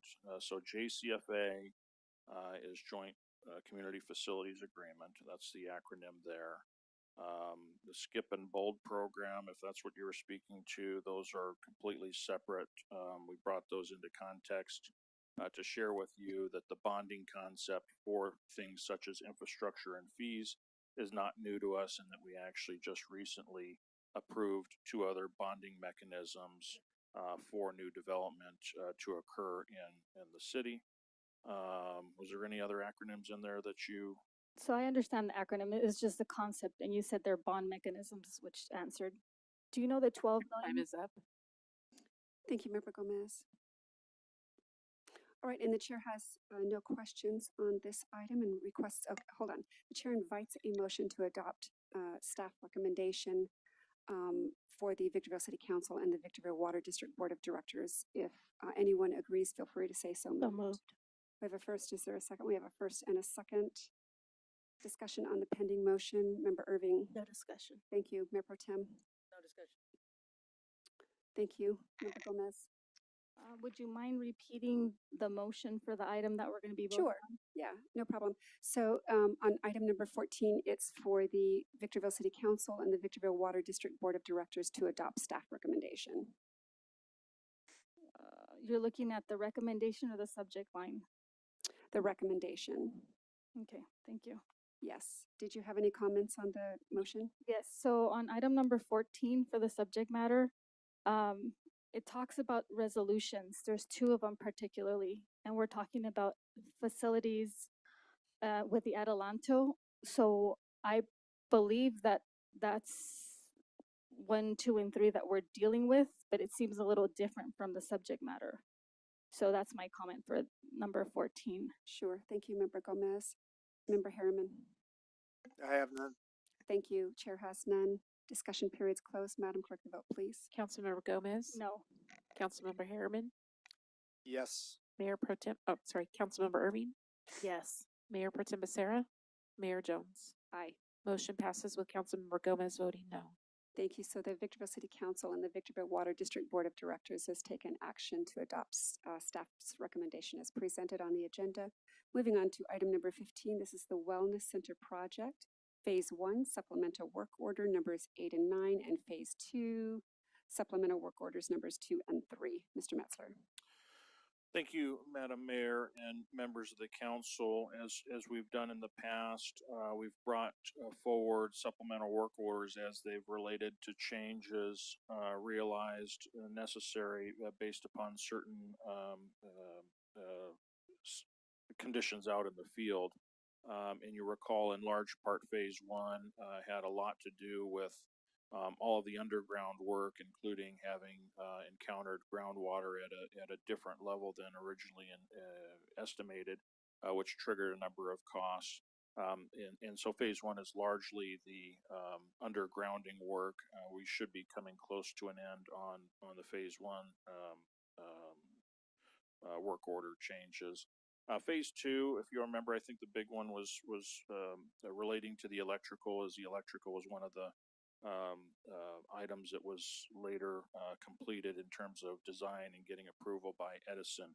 And so in this particular case, Phase 2 has some change orders, both of which are actually starting to be laid out in better detail on pages 498 and 499.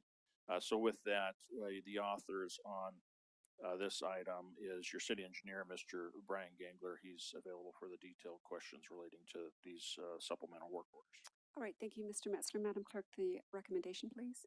That the Honorable City Council approve for the Wellness Center construction contracts for Phase 1 supplemental work orders number 8 and 9, resulting in an increase not to exceed $736,723.97. And for Phase 2 supplemental work order numbers 2 and 3, resulting in an increase not to exceed $207,556.86. All right, thank you, Madam Clerk. Technical questions for clarification. We're going to begin with Mayor Pro Tem Becerra. And to my colleagues, keeping in mind that we can ask questions as it relates to the staff report, but the objective of this item is particularly on the supplemental work order. So if we can confine our questions to that objective, and we're going to begin with Mayor Pro Tem. No question. Thank you. Member Gomez. Yes. Can the contract be changed after the bid has been approved by the city?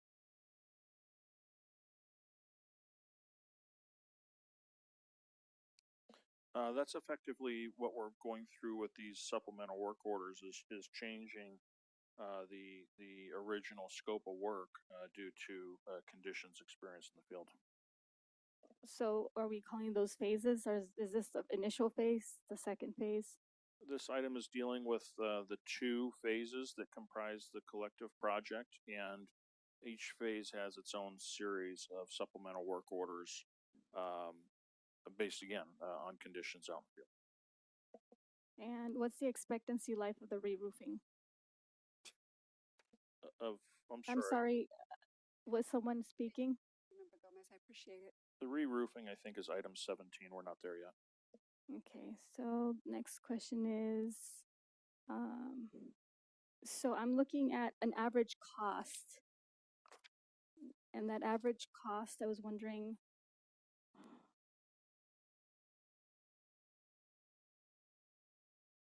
because if we're talking about its life expectancy, did you already provide an answer? It's just based on, you said externalities, right?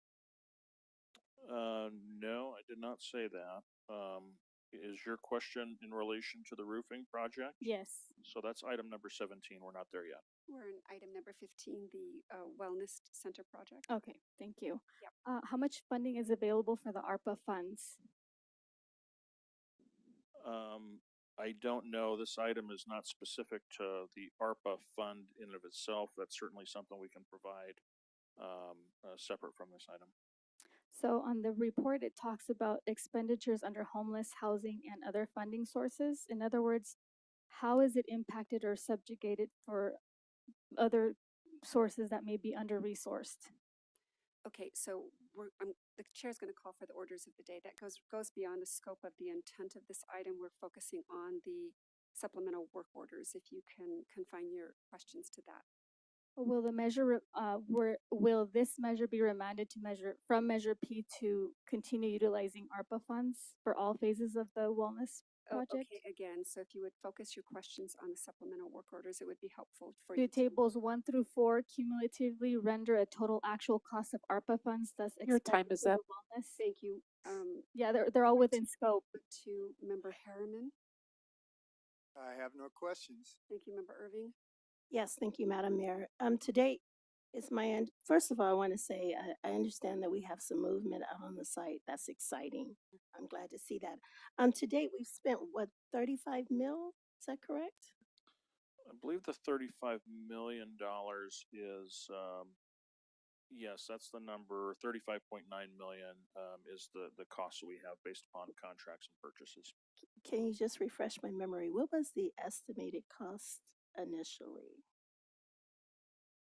What's the difference? How much are we over?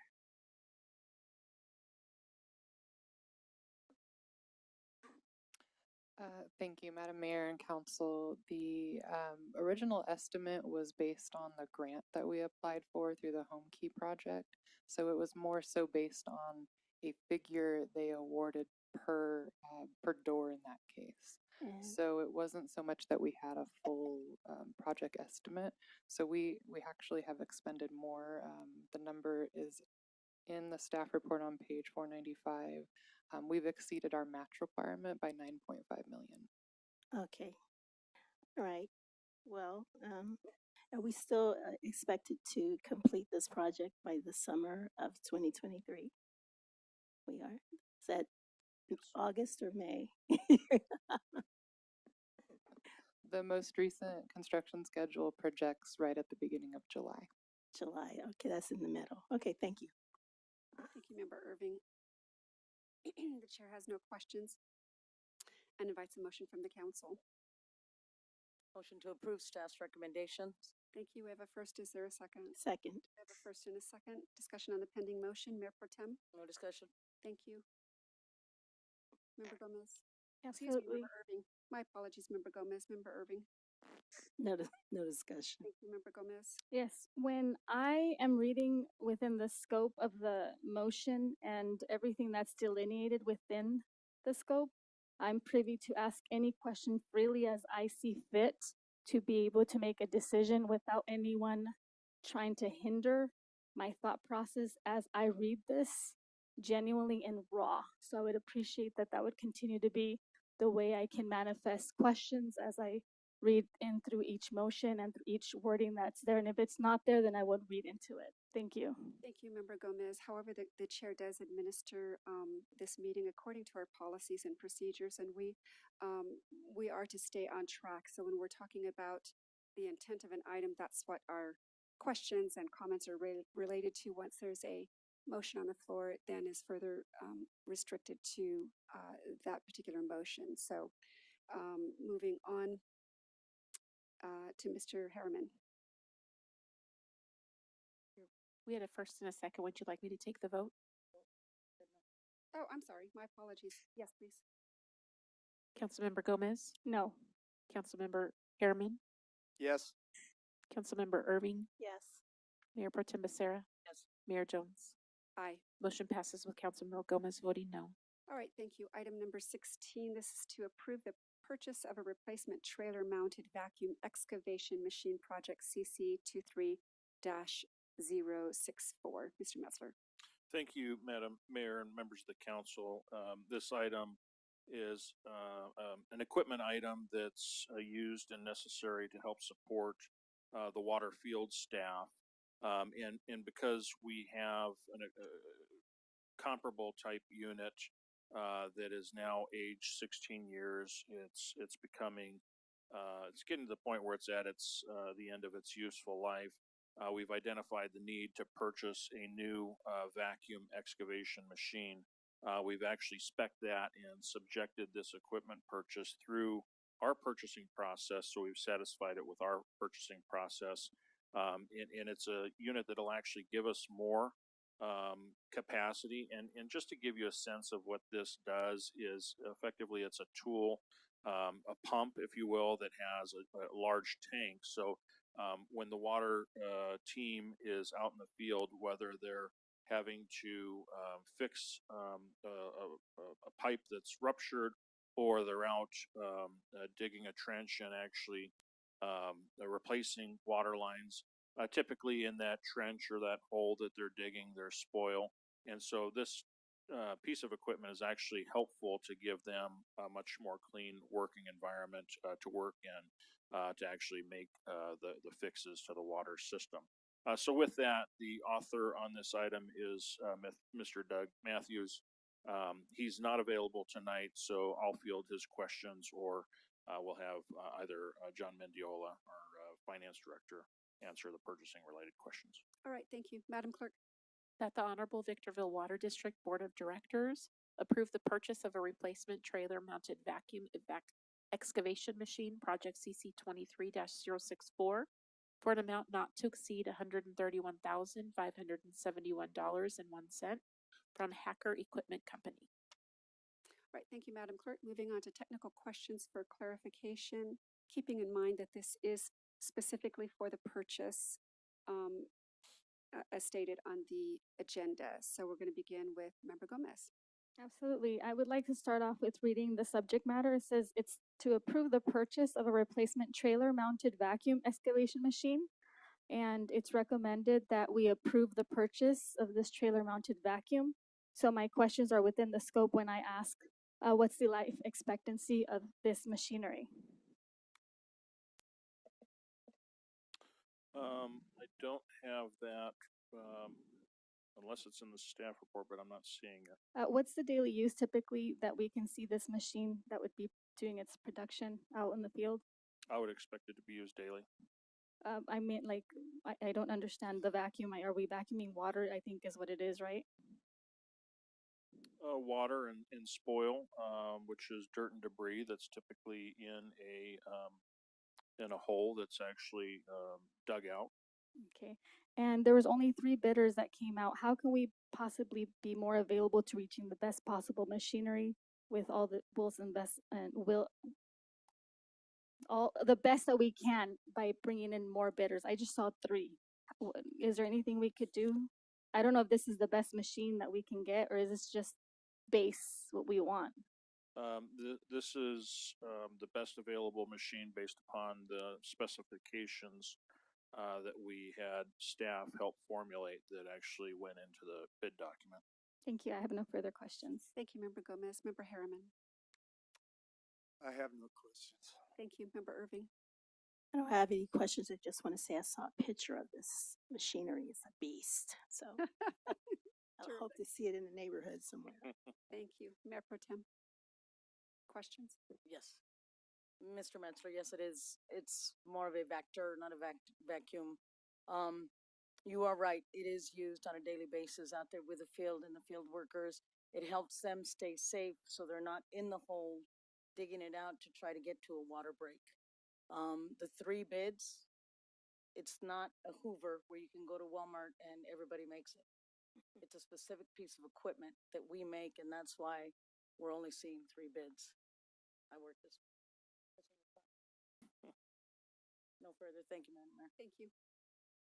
All right, and the chair has no questions on this item. Invites a motion to adopt staff recommendation from the Victorville Water District Board of Directors. If anyone agrees, please feel free to say so moved. So moved. Thank you. We have a first. Is there a second?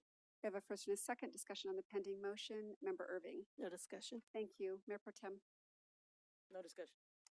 Thank you. Member Gomez. Yes, absolutely.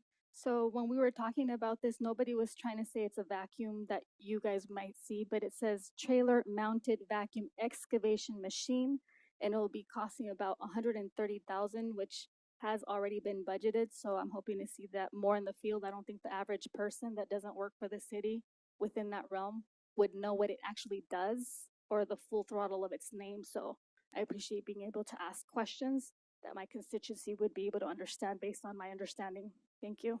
Thank you, Member Gomez. Member Harriman. I have none. Thank you. And the chair has none. Closes the discussion period. Madam Clerk, the vote, please. Councilmember Gomez, Yes. Councilmember Harriman, Yes.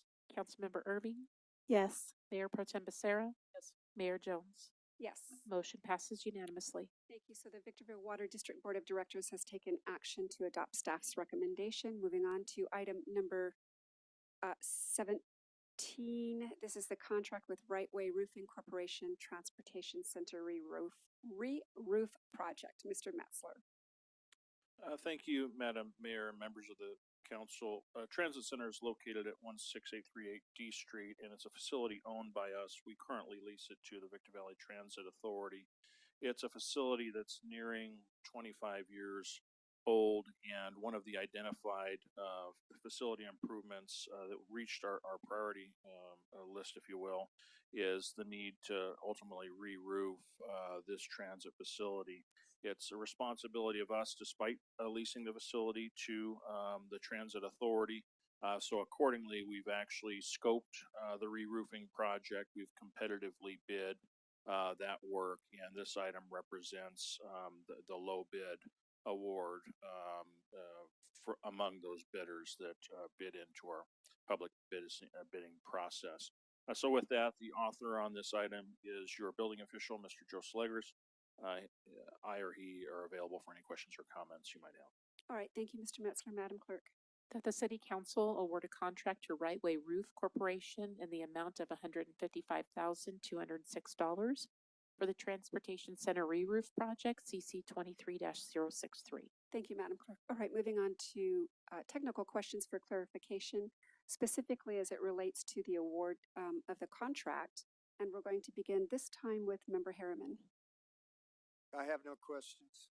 Thank you, Member Irving. I do have a few questions. Please indulge me. How long has this roof been in this condition? Mr. Slegers, I'm going to ask you only because I don't remember us doing any real roof work since the building was first built, and I thought it was built back in 1998. You're correct regarding the construction date. About 98 to 2000 is when it was finalized. The roof has not been worked on since then, so this is still the original roof on it. I see. As far as when it got into that condition, I don't know that we could put a finger on it. It's kind of been damaged over the years, realistically. So it's a kind of a cumulative effect of a number of years. We don't know how long it's been in this condition. No, just that it's caused damage, which is why it ended up in our schedule and budget. Okay, I'm going to make my questions quick, I promise, Madam Mayor. I noticed that you said you had a list. You guys have done a needs assessment, right? How many facilities are on that list that need this kind of work? Specific to roofs, you've already seen us bring a few forward. We just recently did a project at Doris Davies Park as well. I recall that. Community Center. So every year we try to get a few of these done, obviously more so in the years when we have the money to do it. You didn't really answer my question. I'll call you later. Thank you. Thank you, Member Irving. Mayor Pro Tem. Mr. Metzler, does the Victorville Transportation Center still share space with Greyhound?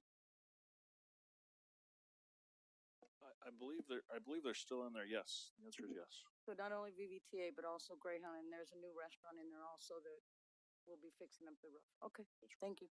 That would be Vegan Bato. All right, Member Gomez.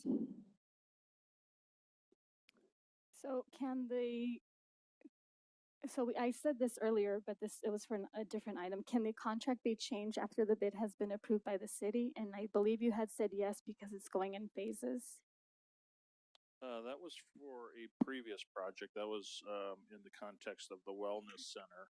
I believe this contract is structured as a not to exceed, and the only time you can typically have change orders for those types of contracts is to the extent there's actual unforeseens discovered in the field, perhaps when they start pulling materials back and things of that nature. Is that a fair enough answer, Mr. Slegers? Yeah, I would agree. What's the expectancy life of the re-roofing?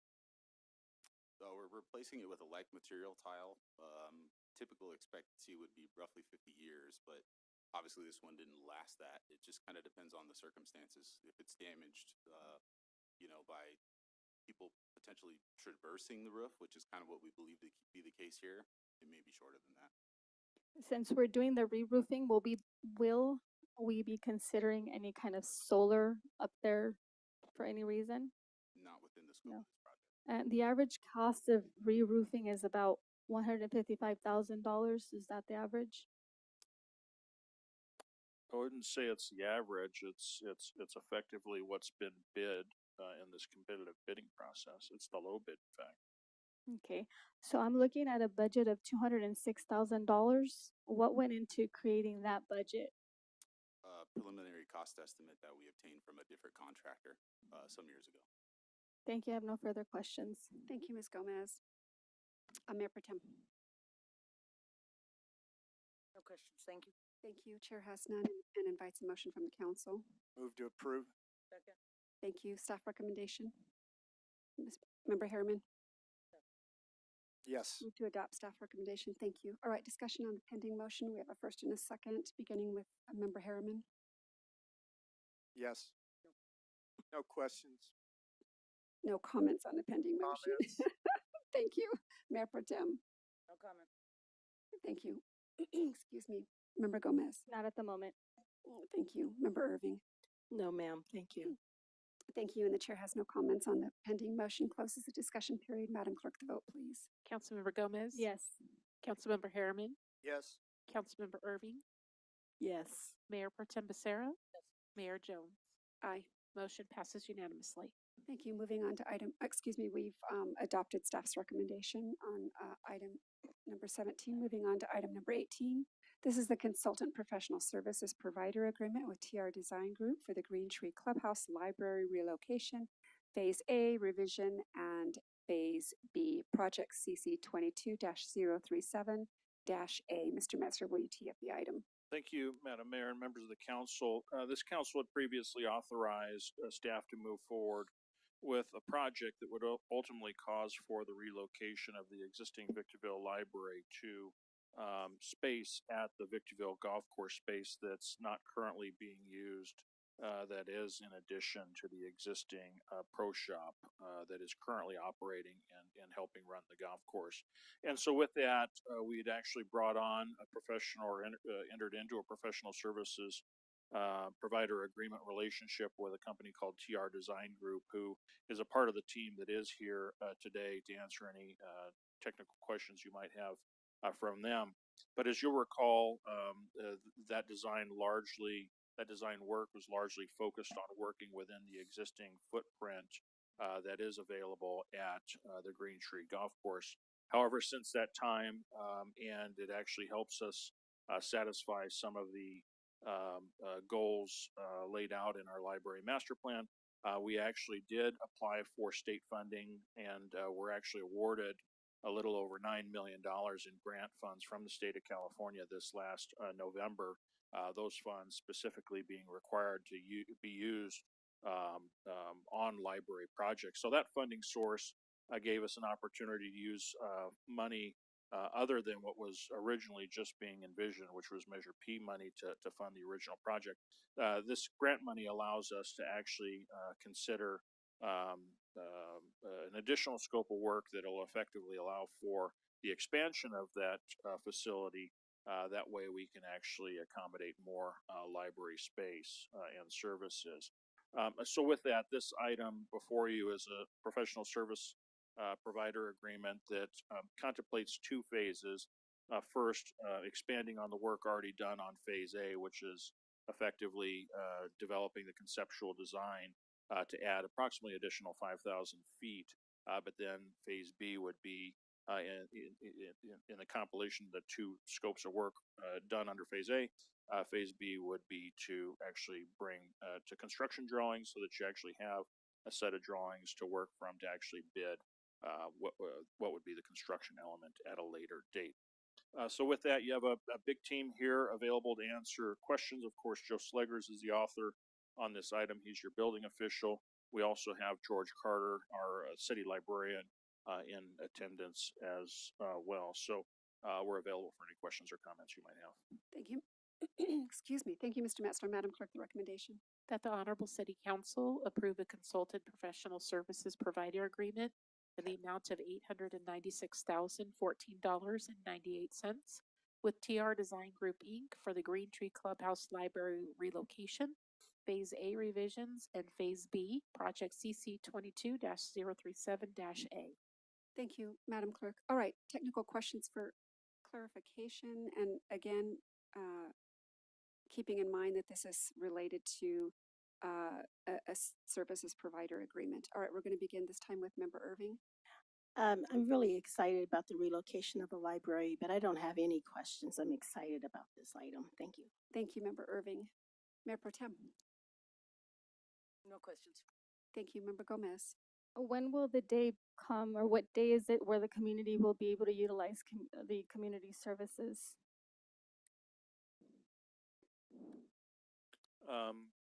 If you're speaking to the community services, that is the library project. At this time, it's too early to give a date because we haven't yet got to completed construction drawings. We haven't gotten through a competitive bid for the actual construction, so it's way too early to estimate a opening date. How long would it take? 2, 3 years, 5 years from today? I can't estimate at this point in time. So it could be 20 years because you can't estimate. I just want to know I if think there's. 20 years Like- is unrealistic. Oh, it's okay. So do you have a realistic date? I don't know. I'm not a machinist or anything. I'm just looking for a realistic number. I don't have one for you, I'm sorry. Okay. It's just not 20 for sure. Certainly not 20. Okay. Will library services continue to be the same as if they were going to the library they currently attend? Or will there be any kind of restrictions, or that too early and not feasible to ask at this moment as well? The scope, I don't have the detail of that scope. Mr. Carter, I know he's got some pretty great visions as to what this will be above and beyond what we're currently providing at the existing library. So yes, the new library will accommodate all the current features. That was part of the original scope, and it'll expand on several features that were called out in the master plan, including community rooms, a multi-purpose room, and study rooms. Is anything like that comparable to what we have in our nearby sister cities? I believe Hesperia Library has some study rooms available to it. That's been one of the main things that was called out during the master plan, is that type of areas for more private space. And we're also going to be looking at makerspace. So several features that were called out in the master plan. Do we know what the square footage for the library use will be? Can you state that again? Square footage? What the new square footage will be? Yes. We're aiming to increase the square footage by at least 5,000 square feet. So 5,000 plus what's the current? Current is 8,200. Okay, thank you. I have no further questions. Thank you, Member Gomez. Member Harriman. I have none. Thank you. Chair has none. Invites a motion from the City Council to adopt staff recommendation. If you agree, please say so moved. So moved. Thank you. We have a first, we have a second discussion on the pending motion, beginning with Member Irving. No discussion. Thank you, Mayor Pro Tem. The old library is still open, right? Yes. It has been closed down. It's available. Yes, that's correct. Thank you. Thank you. Member Gomez. No questions, no comments. Thank you. Member Harriman. No questions. Okay, no comments on the pending motion. The chair has none. Discussion period is closed. Madam Clerk, the vote, please. Councilmember Gomez? Yes. Councilmember Harriman? Yes. Councilmember Irving? Yes. Mayor Pro Tem Becerra? Yes. Mayor Jones? Aye. Motion passes unanimously. Thank you. So the council has taken action to adopt staff recommendation as set forth on the agenda. We're now going to move on to item number 19. And in considering this, the chair is going to ask for a motion to consider items 19 and 20 concurrently, and that both are provider agreements with the same company and also for construction material testing. Is there a motion in that So regard? moved. Second. Thank you. We have a first and a second. And I have a substitute motion to keep it as is. That's my motion. Thank you. Is there a second on the substitute? Hearing no second on the substitute, motion dies. We're now back at the main motion. And on this, we're going to ask for minor discussion. Anyone? Hearing none, Madam Clerk, the vote, please. I don't understand what you're doing. Are Councilmember we Gomez? voting on the Yeah, to motion? consider items 19 and Okay. 20 concurrently, yes. The Madam Clerk, did you say? Yes, I what? asked for you. No, my answer is no. Councilmember Harriman? Could you repeat that, Mayor? Yes, so we're going to, the motion on the floor is to consider items number 19 and 20 concurrently. Yes. Thank you. Councilmember Irving? Yes. Mayor Pro Tem Becerra? Yes. Mayor Jones? Yes. Motion passes with Councilmember Gomez voting no. All right, so we're going to consider items number 19 and 20 concurrently. I'm going to read the titles of both of those. Item number 19 is the agreement with, I hope I don't ruin this name, FINA Engineering and Testing for Material Testing, the guardrail project. And on number 20, it's the agreement with that same company for material testing on the Old Town Sidewalk Connectivity Project and Tawny Ridge Traffic Signal Project. So, Mr. Metzler, will you kindly tee up both of those items? Thank you, Madam Mayor and members of the council. Yeah, this one's pretty straightforward. You've got 3 different projects here, with one engineering firm being asked to actually complete the design work and the material testing for each of those projects. The author on each of the items is your city engineer, he can offer the better detail regarding these items. All right, thank you, Mr. Metzler. Madam Clerk, the recommendations on items number 19 and 20 respectively. That the Honorable City Council approve a consultant professional services provider agreement with VNA Engineering and Testing, an amount not to exceed $14,976 for construction material testing for the city's guardrail project, CC 23-024. And that the Honorable City Council approve a consultant professional services provider agreement with VNA Engineering and Testing in an amount not to exceed $49,992 for construction material testing for the Old Town Sidewalk Connectivity Project and the Tawny Ridge Traffic Signal Project.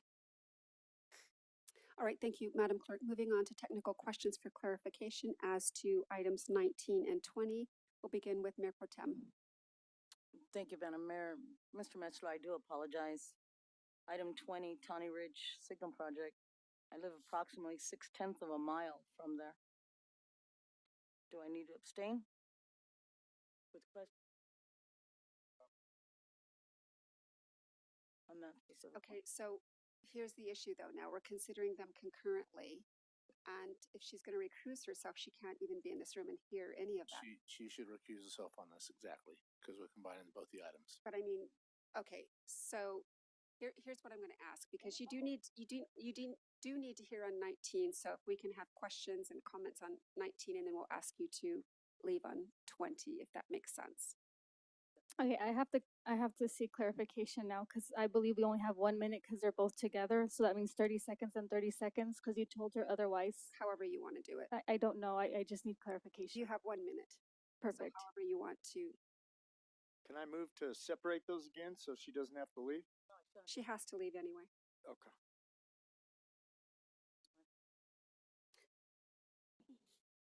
Okay, so Mayor Pro Tem, anything on 19?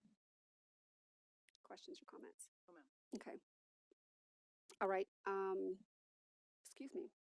Member Gomez. Yes. As to 19 only, Well, please.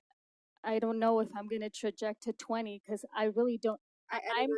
I'm letting you know that I'm confused. I'm not trying to bring her in. I'm I letting you know. It is a little difficult. We're in a little bit of a predicament, but to the best that you can. Well, I'm gonna ask my question. If you yes. believe that I'm not supposed to ask, just let me know. You got it.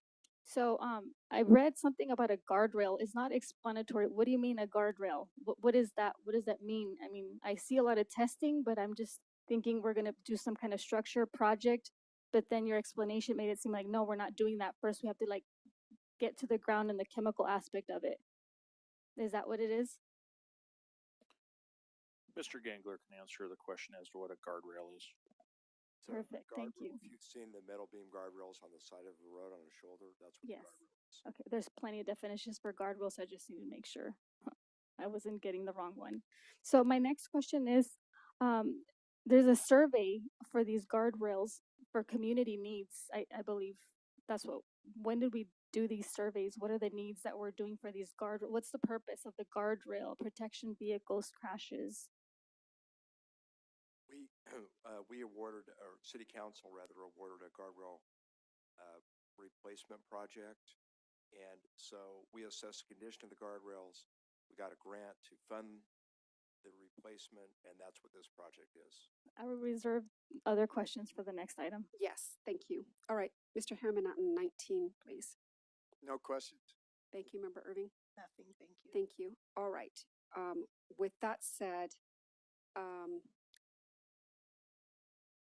Mr. DeMortnowski, I think we're just going to have to vote on 19. Otherwise, this is just going to get uncomfortable for everybody. Well, and I do believe that if Ms. Becerra has a conflict, she should leave the dais. But not on 19, isn't it 20? Is 20 the issue? 20 is the issue. Yeah. Can we still, I'm sorry, Madam Mayor? Oh, yes, on 19 and Hold on. There we go. Madam Clerk, the vote on 19, please. on 19. Councilmember Gomez. Yes. Councilmember Harriman. Yes. Councilmember Irving. Yes. Mayor Pro Tem Becerra. She did say yes. Mayor Jones. Yes. Motion passes unanimously for item number 19. Okay, now we're going to talk about 20. And I apologize. I just had no idea that there was a conflict. All right, so on number 20, we're going to go ahead and get into technical questions for clarification. Member Gomez certainly has time to ask her questions on For, number for, 20. for 20, I was confused. Someone came up and said 19 and 20, I'll be here. So are they the same thing? They don't look like they are?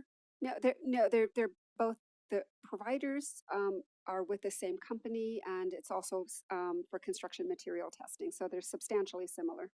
Okay, so this one also deals with testing, not the structure portion of the project. Mr. Metzler. Correct. Okay, so when it says Old Town Sidewalk Connectivity Project and Tawny Ridge Traffic Signal Light, we're not talking about the light being embedded or the sidewalks being connected. We're just talking about the mere chemical aspect being tested. Is that what's being stated here? There's two components. There's engineering and testing for materials. So as we were speaking to testing of materials, it would be that to make sure that what's actually constructed meets specification. There's an engineering element, a design element that goes into the traffic signal project. So for the engineer, that's the drawing part of it that we're discussing before it goes into the construction and we're approving the monies for Measure I. Correct. Thank you. I don't for no further questions. Sure. Thank you, Member Gomez. Excuse me, Member Harriman. Yeah, Mr. Gangler, is that for an on-site inspector? Or is are they gonna be testing the slump and the PSI and the concrete? Correct, yeah. So typically the materials we test it would be concrete, asphalt, the soil, just common materials like that. Compaction? Yes. Okay, all right, thank you. Anything further, Mr. Harriman? Nothing further. All right. Member Irving? Nothing. Thank you. And the chair has none. Invites a motion from the council. So On moved 20. as recommended by staff. Thank you. To adopt staff recommendations? Yes. All right. Thank you. Thank you. We have a first and a second discussion on the pending motion, beginning with Member Gomez. None at the moment. Thank you. Thank you, Mayor Pro Tem. Excuse me, Nothing. Member Irving. It's okay. Thank you. Nothing. Thank you. Member Harriman. It's good to see things happening down there. Thank you. Thank you. Chair has no discussion. Closes the discussion period. Madam Clerk, the vote as to item 20. Councilmember Gomez, Yes. Councilmember Harriman, Yes. Councilmember Irving, Yes. Mayor Jones. Aye.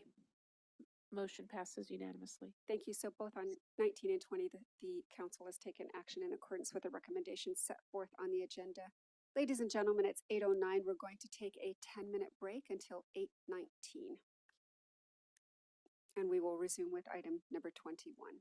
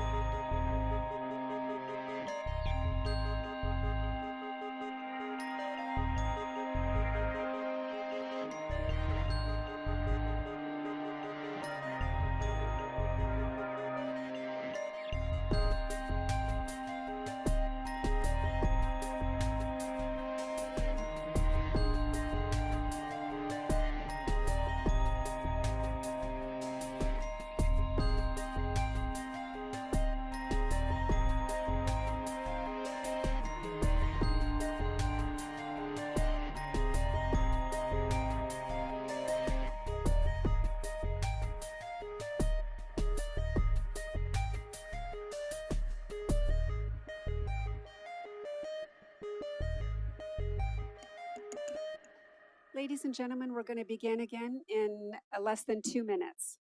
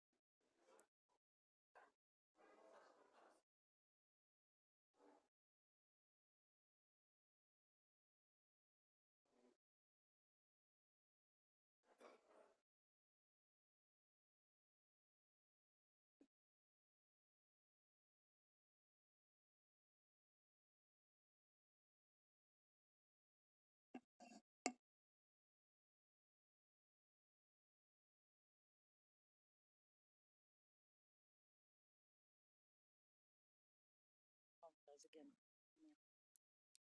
We're good for 24. Wait.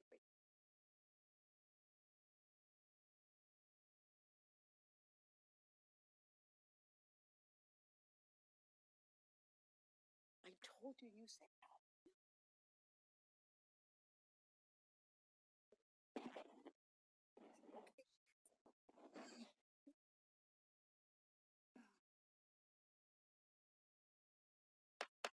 All right, we are resuming open session from our brief break. And with that said, as to item number 19, as we all desperately needed a break, the chair is requesting a clarification as to who the maker and the seconder was on that motion. It was a 5-0 vote. Does anybody recall? And if not, can we have a maker and a seconder? I made the motion, but I will make it again. Thank you. And does anybody know who the second was, or would you like to second? I think it was, I second my. That's what okay, thank you. So we have a maker as in the seconder. Thank you very much.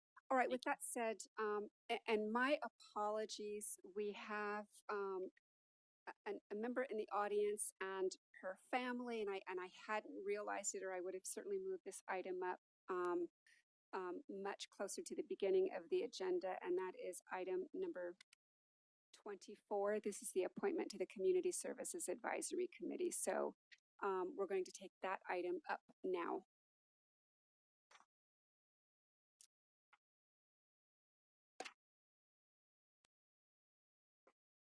All right, Mr. Metzler, would you kindly tee it up?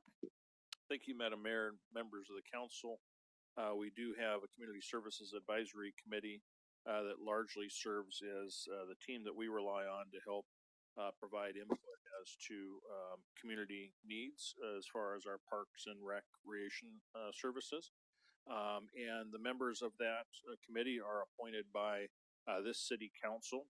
One position is vacant due to new council member Harriman just recently getting elected. So this item is effectively asking for the appointment of one vacant position.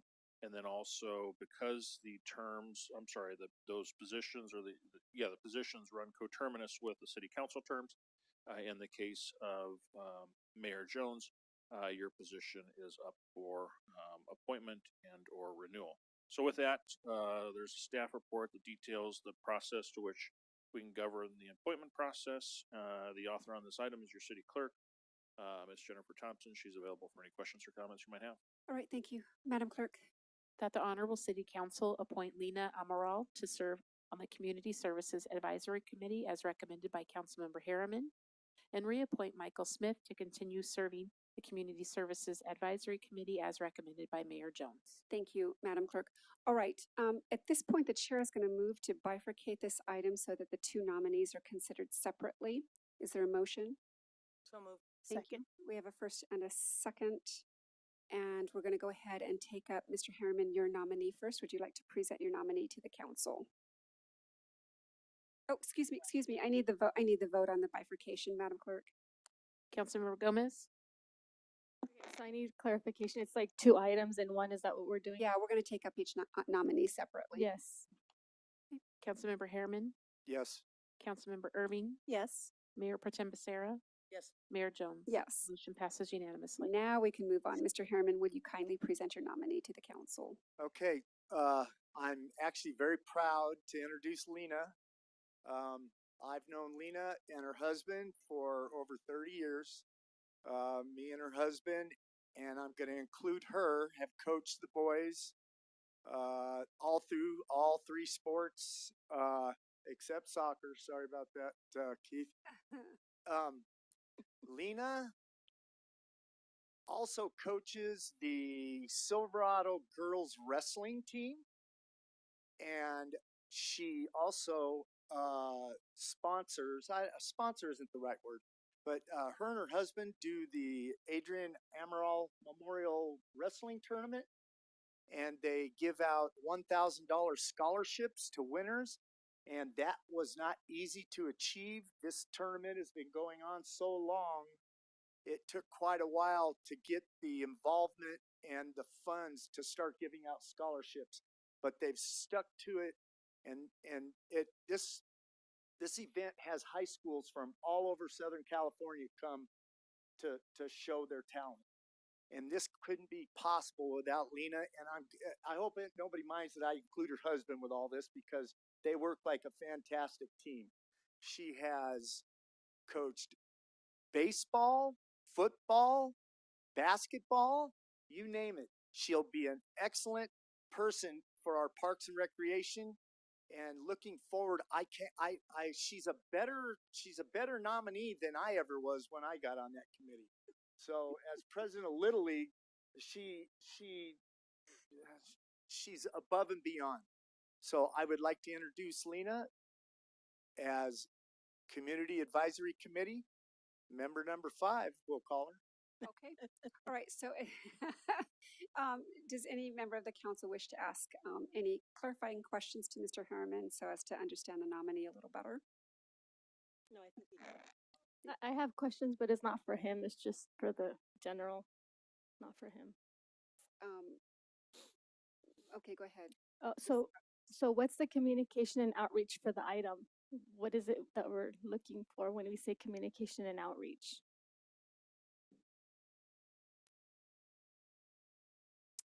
The strategic goal.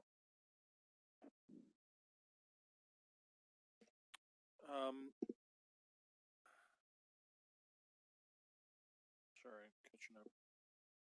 Oh, so yeah, we have a strategic plan, and so maybe it's because this section is fairly new. The strategic plan goal is a part of the staff report, but what we've been attempting to do for several meetings now is identify from our strategic plan goals, how does the staff report line up to actually achieving those goals that this council had actually participated when effectively developing the city's strategic plan. So communication and outreach is one of our goals, along with organizational effectiveness, and having the Community Services Advisory Committee allows for us to have much more inclusive environment, in the sense that we're involving more residents from our community to be participatory in the decision-making process relative to, in this case, recreational and community services programs. Thank you. And what was the process for obtaining viable committee member? Was there a process engaged? So, Member Gomez, that process is typically up to the nominating council member. Okay, well, I'm just seeking clarification. So there was qualifications that we needed to look at, or? There's nothing in government code that requires any set qualification other than that the person be of age and live in the city. Of age and live in the city?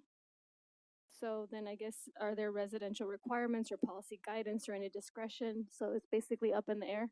Sure, Member Gomez, there's always a requirement on any of the committees that they reside in the city of Victorville. Okay, well, I was told otherwise, that there's like a process. I want to make sure that if that's not the case, that's not the case. So thank you for the clarification. If I might, Madam Mayor, and perhaps the confusion is because there are two approaches. The first approach is the recommending authority from the council member that is responsible for appointing the position. That could be done on his or her own request when there is a vacancy available, and that appears to be what is happening in the case of Councilmember Harriman. There have been times where council members have asked alternatively to conduct a solicitation, which we have done, but that's not the case here.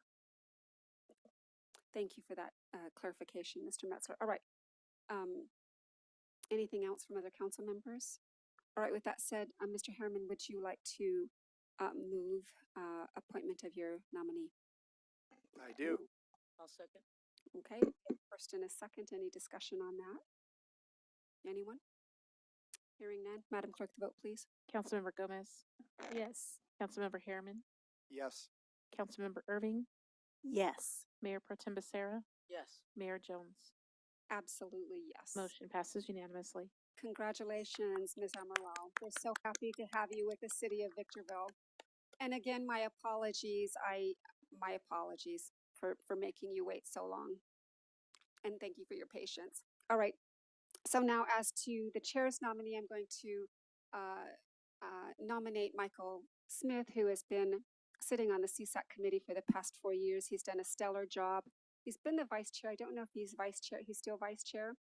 He's exceptional. He's done a great job. He and his wife both are an exceptional team in our community. Very involved with. They're both teachers. They're forces for good, most certainly in our community. And so I would certainly hope for the support of my colleagues to reappoint him to that seat. And so with that, I move the appointment of Mr. Smith. Second. We have a first and a second by Member Irving. Any minor discussion? Hearing none, Madam Clerk, the vote, please. Councilmember Gomez. Yes. Councilmember Harriman, Yes. Councilmember Irving, Yes. Mayor Pro Tem Becerra, Yes. Mayor Jones. Yes. Motion passes unanimously. Thank you very much. Again, Ms. Amaral, congratulations. So proud to have you with us. All right. Now we're going to move on to item number 21.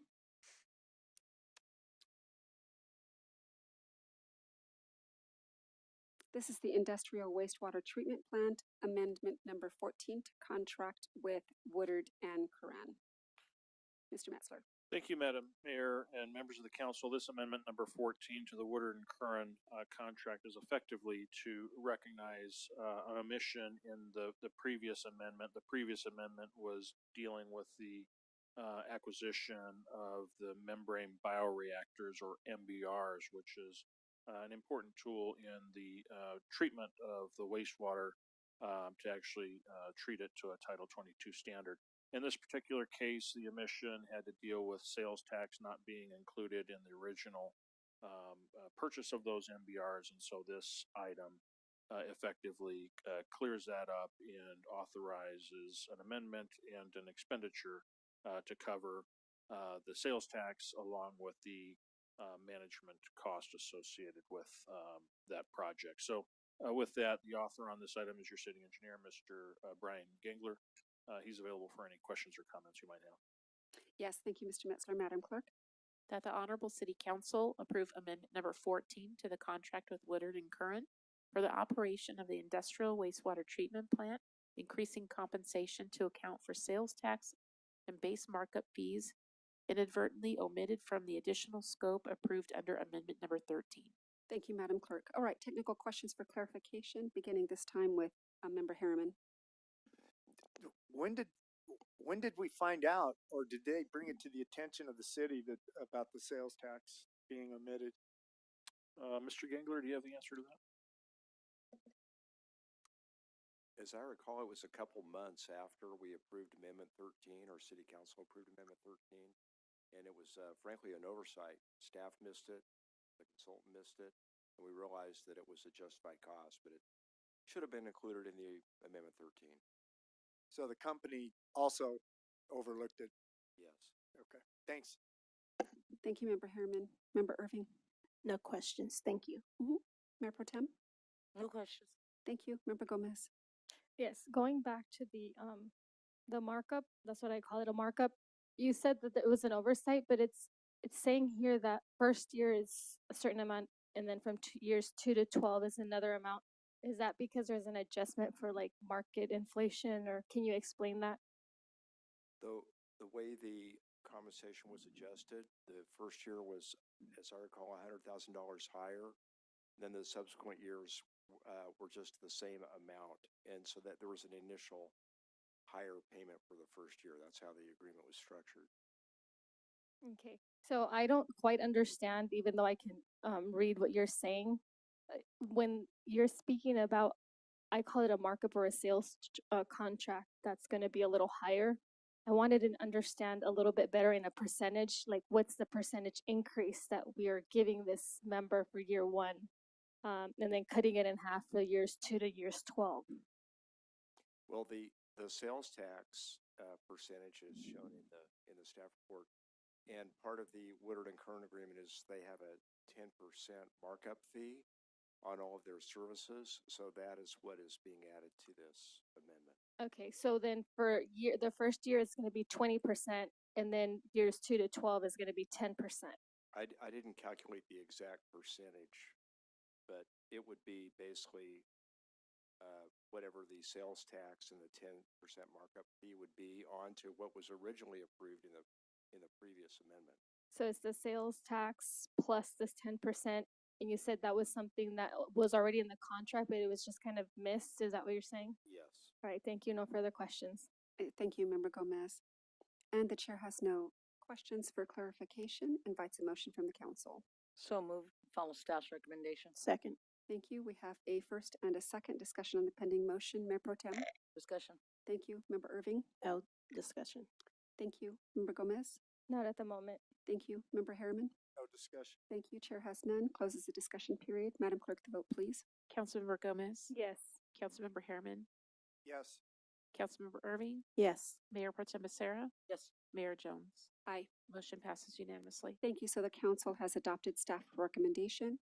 We're moving on to item number 22. This is the La Mesa Nisqually Interchange 404 Permit Compliance Mitigation Site Coordination. Amendment number 4 to the Consultant Professional Services Provider Agreement with WSP USA.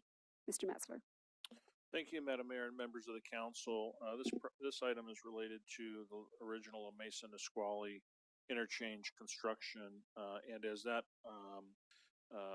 interchange is a defined project pursuant to CEQA, it did require the construction was required to comply with all environmental laws, and in doing so, we did find that there was effectively a wetlands that was affected by the construction of the project. So the project was required to ultimately satisfy environmental requirements for the California Department of Fish and Wildlife, along with the U.S. Army Corps of Engineers. And that's something we've been continuing to work on with those regulatory agencies.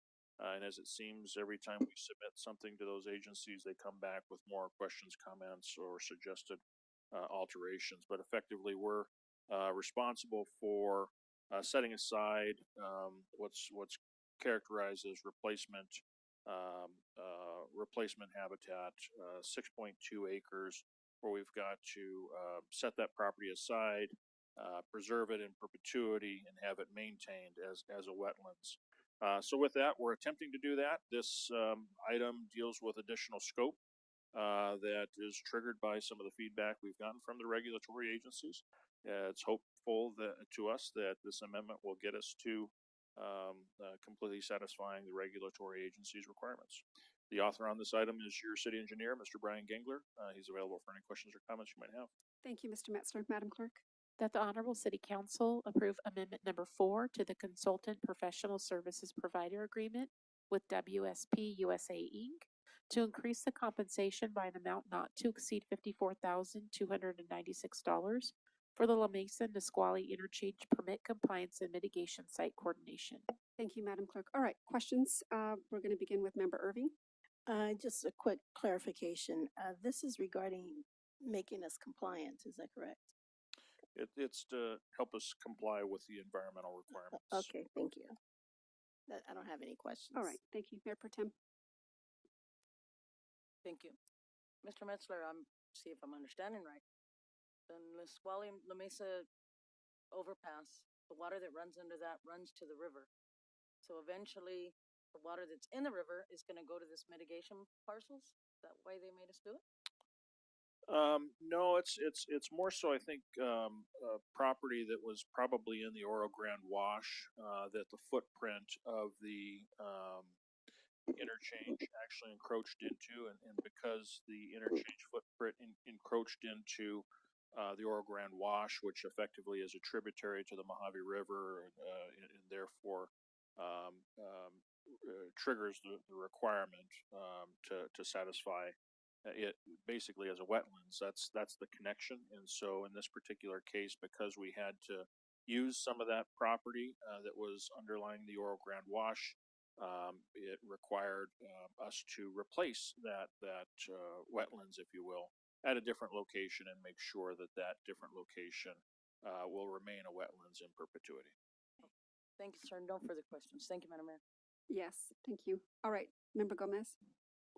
Yes. So if this is amendment number 4, when the initial plans were adopted by the planning commission and then the city council with the application, typically we get the application and it says negative declaration and everything is minimal. So we don't have to come back like we did today. What happened at that moment that we didn't recognize that there was an area that was going to be declared CEQA requirement for us to come back and comply? Well, this actually had a different type of environmental document. It was quite voluminous and detailed, and it had to be cleared for both CEQA and NEPA. It was an environmental assessment and initial study that cleared the project for construction, and there were environmental permits required by the resource agencies, and so it was actually a very different process than we normally do for most of our projects. Okay, so when I normally look at the CEQA or any kind of documents that come in, I don't really look at a difference since it's just very routine, standard based. So what was different from that document to this document so that when we're complying, I'm sure you're gonna catch it anyways next time, so that I don't know. I'm just thinking we have an interchange and the interchange was so long ago that we just finished. It was a long time ago, and it has taken a very long time to satisfy these environmental permits. There were permanent impacts that had to be mitigated, and this land had to be set aside. And it has frankly taken all these years working with the resource agencies to attempt to get to the finish line. And for this roughly 54,000, Your time is up. is that all we're giving in today? Thank you. You can go ahead and answer. Or Our estimate is that this would be the last amendment we would have to do. That is certainly our hope. Thank you, Member Gomez. All right, and the chair has no questions on this and invites a motion from the council to adopt staff recommendation. Please I'd feel like free to to say. move. I think Member Second. Gomez. Okay, second. We have a first by Member Gomez and I think a second by Mayor Pro Tem. Moving on to discussion on the pending motion, beginning with Member Gomez. None at the moment. Thank you, Mayor Pro Tem Becerra. None. Thank you, Member Harriman. I think I got skipped from asking a question, but Did you? that's okay. You The did. chair is forgiven. Did you have any questions, Mr. I just wanted to ask, is it on county property or is it railroad property? This is actually on city-owned land. This is land the city already owned, and it was designated as a permanent habitat area. Okay, I only asked that because it's right next to the county park. Okay, thanks. Thank you. Now, do you have any comments Now on I the have no motion? comments. Thank you. All right, Member Irving. No. Thank you, and the chair has no comments. Closes the discussion period. Madam Clerk, the vote, please. Councilmember Gomez, Yes. Councilmember Harriman, Yes. Councilmember Irving, Yes. Mayor Pro Tem Becerra, Yes. Mayor Jones. Yes. Motion passes unanimously. Thank you. We're now going to move on to item number 23. This is the Santa Fe Wash Sewer Realignment Project, Amendment number 1 to the Consultant Professional Services Provider Agreement with Albert A. Webb Associates. Mr. Metzler. Thank you, Madam Mayor and members of the council.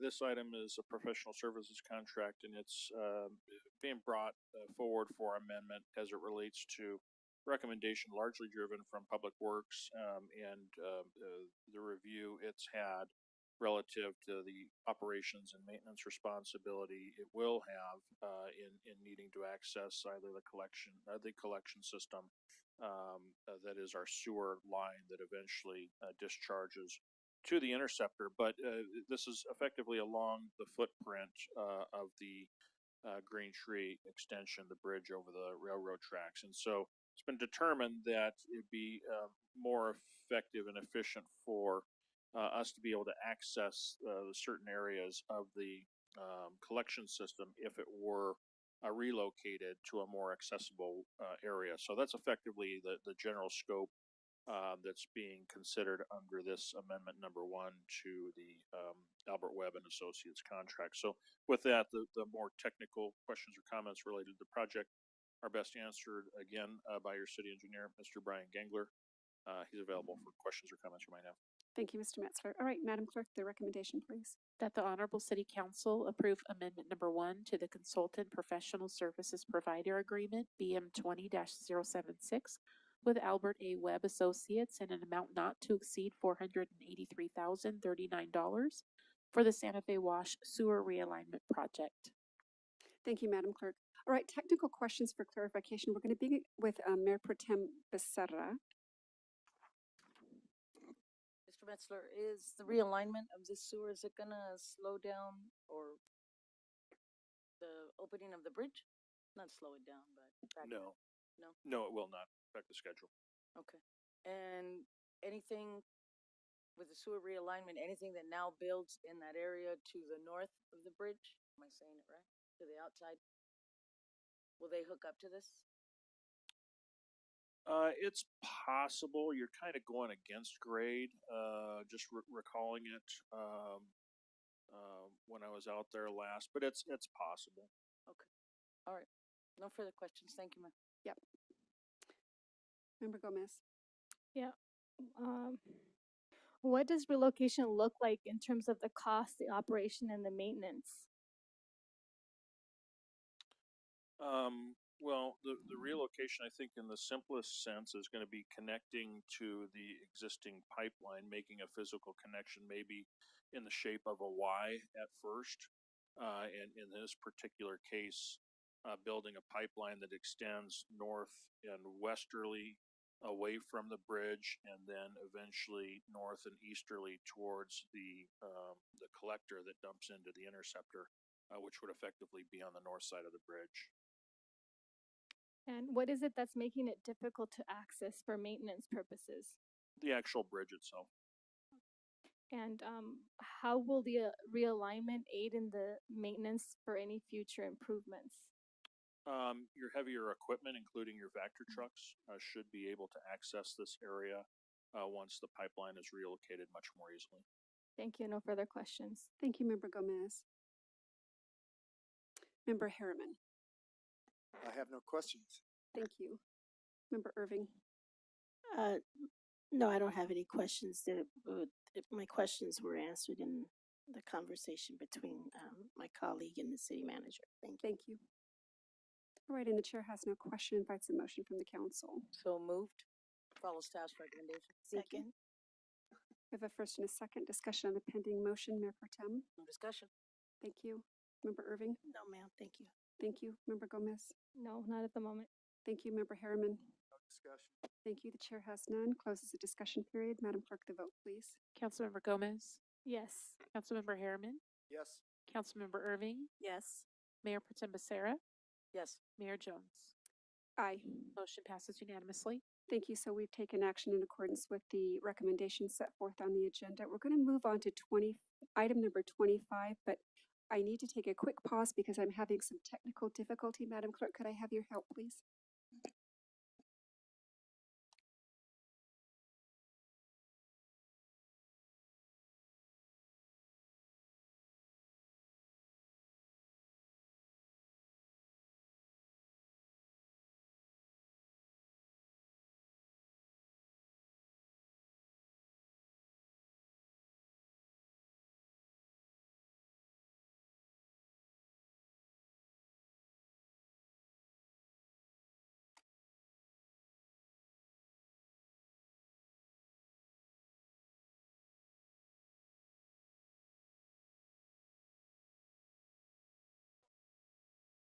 We are now at item number 25. This is the Planning Commissioner Stipend Survey.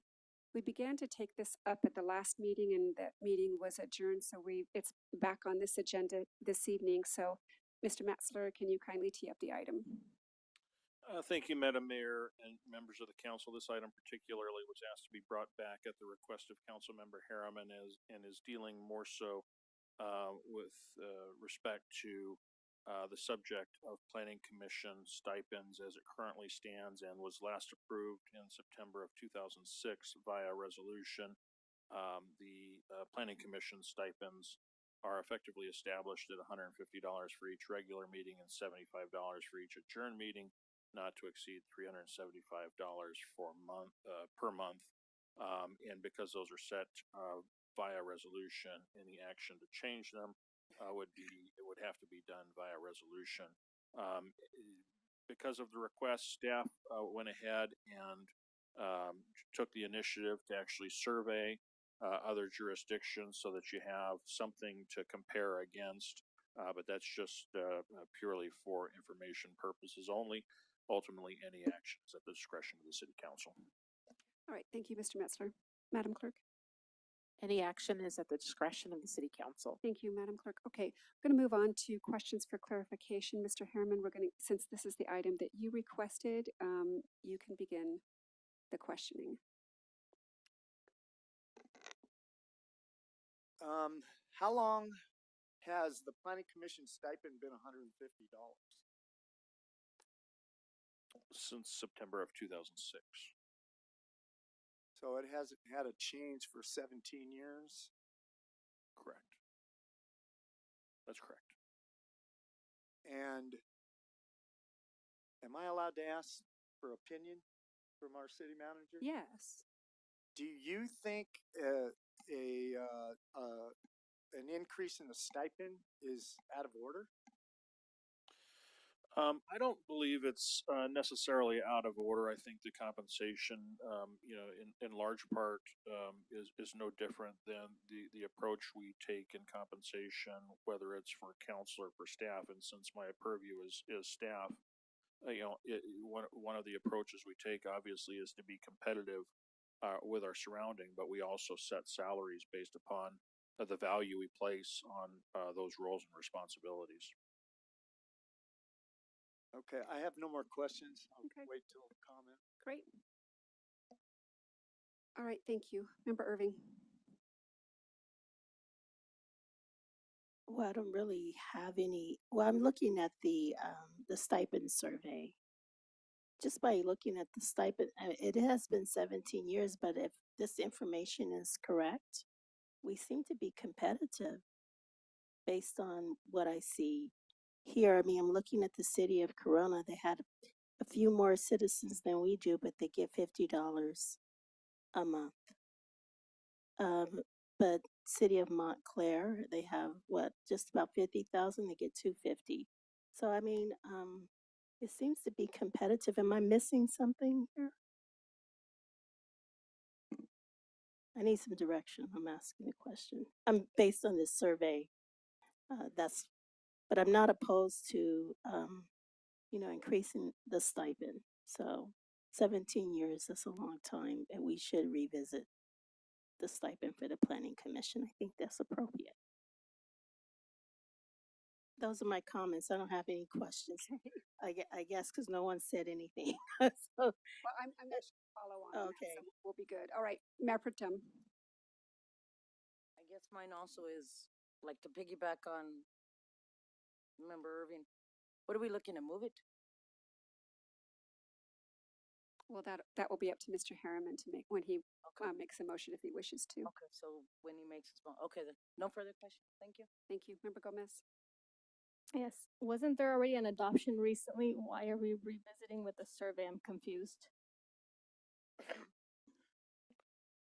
There was an adoption regarding this item recently. Last time we attended to this was 2006.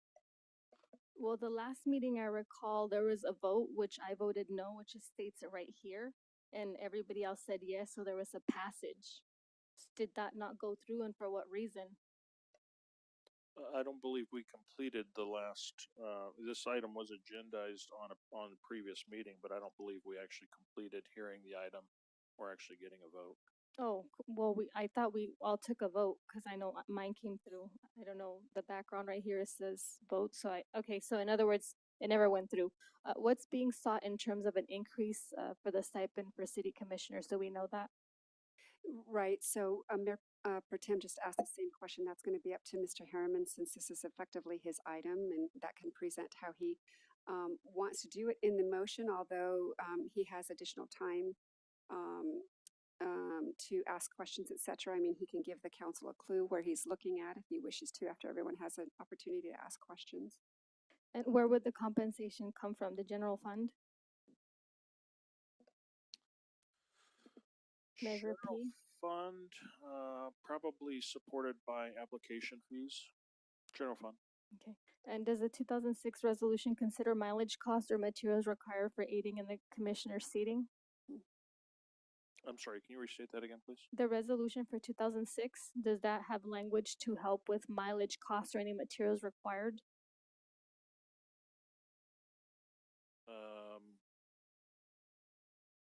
The resolution, I believe, starts on page 1032, but I don't see anything about. I'm sorry, section 3, yeah, compensation for each member of the planning commission shall follow state policy, reasonable expenditures incurred while the performance of duty. So yeah, that's on page 1032, section 3. Has that not been utilized by the members? Anything that would be considered reasonable? If there were expenses associated with the job being performed by the planning commissioner to where there were expenditures incurred, then they would have been reimbursed. So for instance, if someone believes they need a computer and they purchased it, that would be material, right, to allow them to perform their duties? I guess in the hypothetical, yes. However, there's typically a process that goes into dealing with such a request. If there is a need for technology, that's something that certainly we as staff could consider and provide it, since we do manage a number of technological devices throughout the city to perform our duties. All right, thank you. No further questions. Thank you, Member Gomez. Right, I just have a few, and it's Mr. Metzler regarding the survey. So as I look at this, I mean, there's quite a range, right? So City of Barstow with a population, according to this survey, 23,800 $100 a meeting. That's 100,000 less in population than Victorville.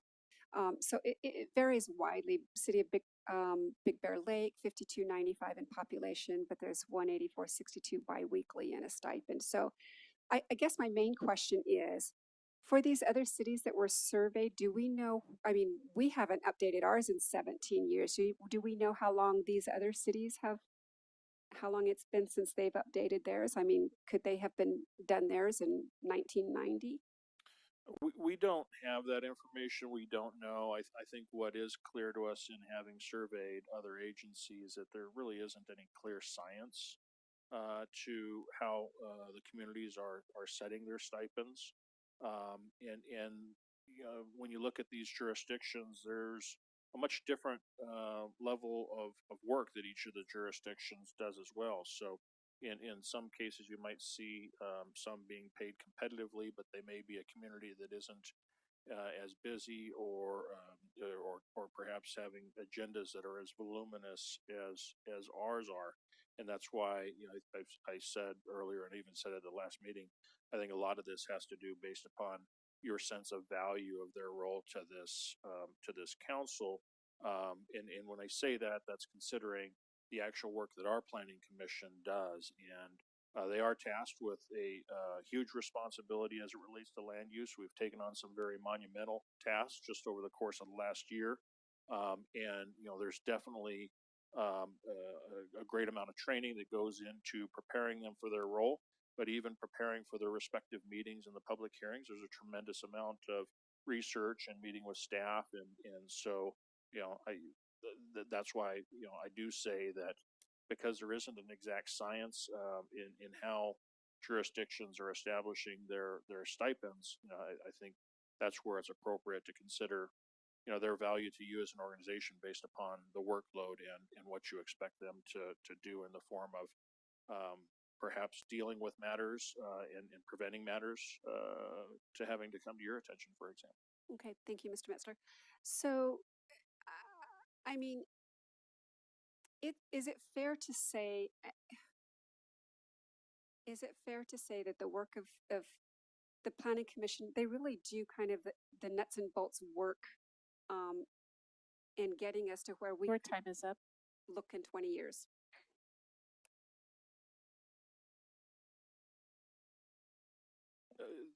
That is a big part of their role.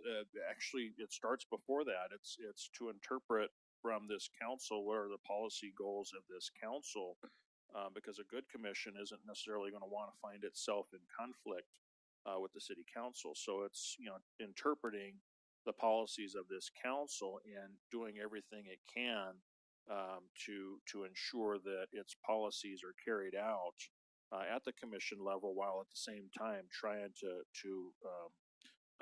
help set policy from a land use perspective that shapes what the city is going to look like well into the future. Thank you, Mr. Metzler. All right, Mr. Harriman, would you like to Okay, make a motion? make a motion? Yep.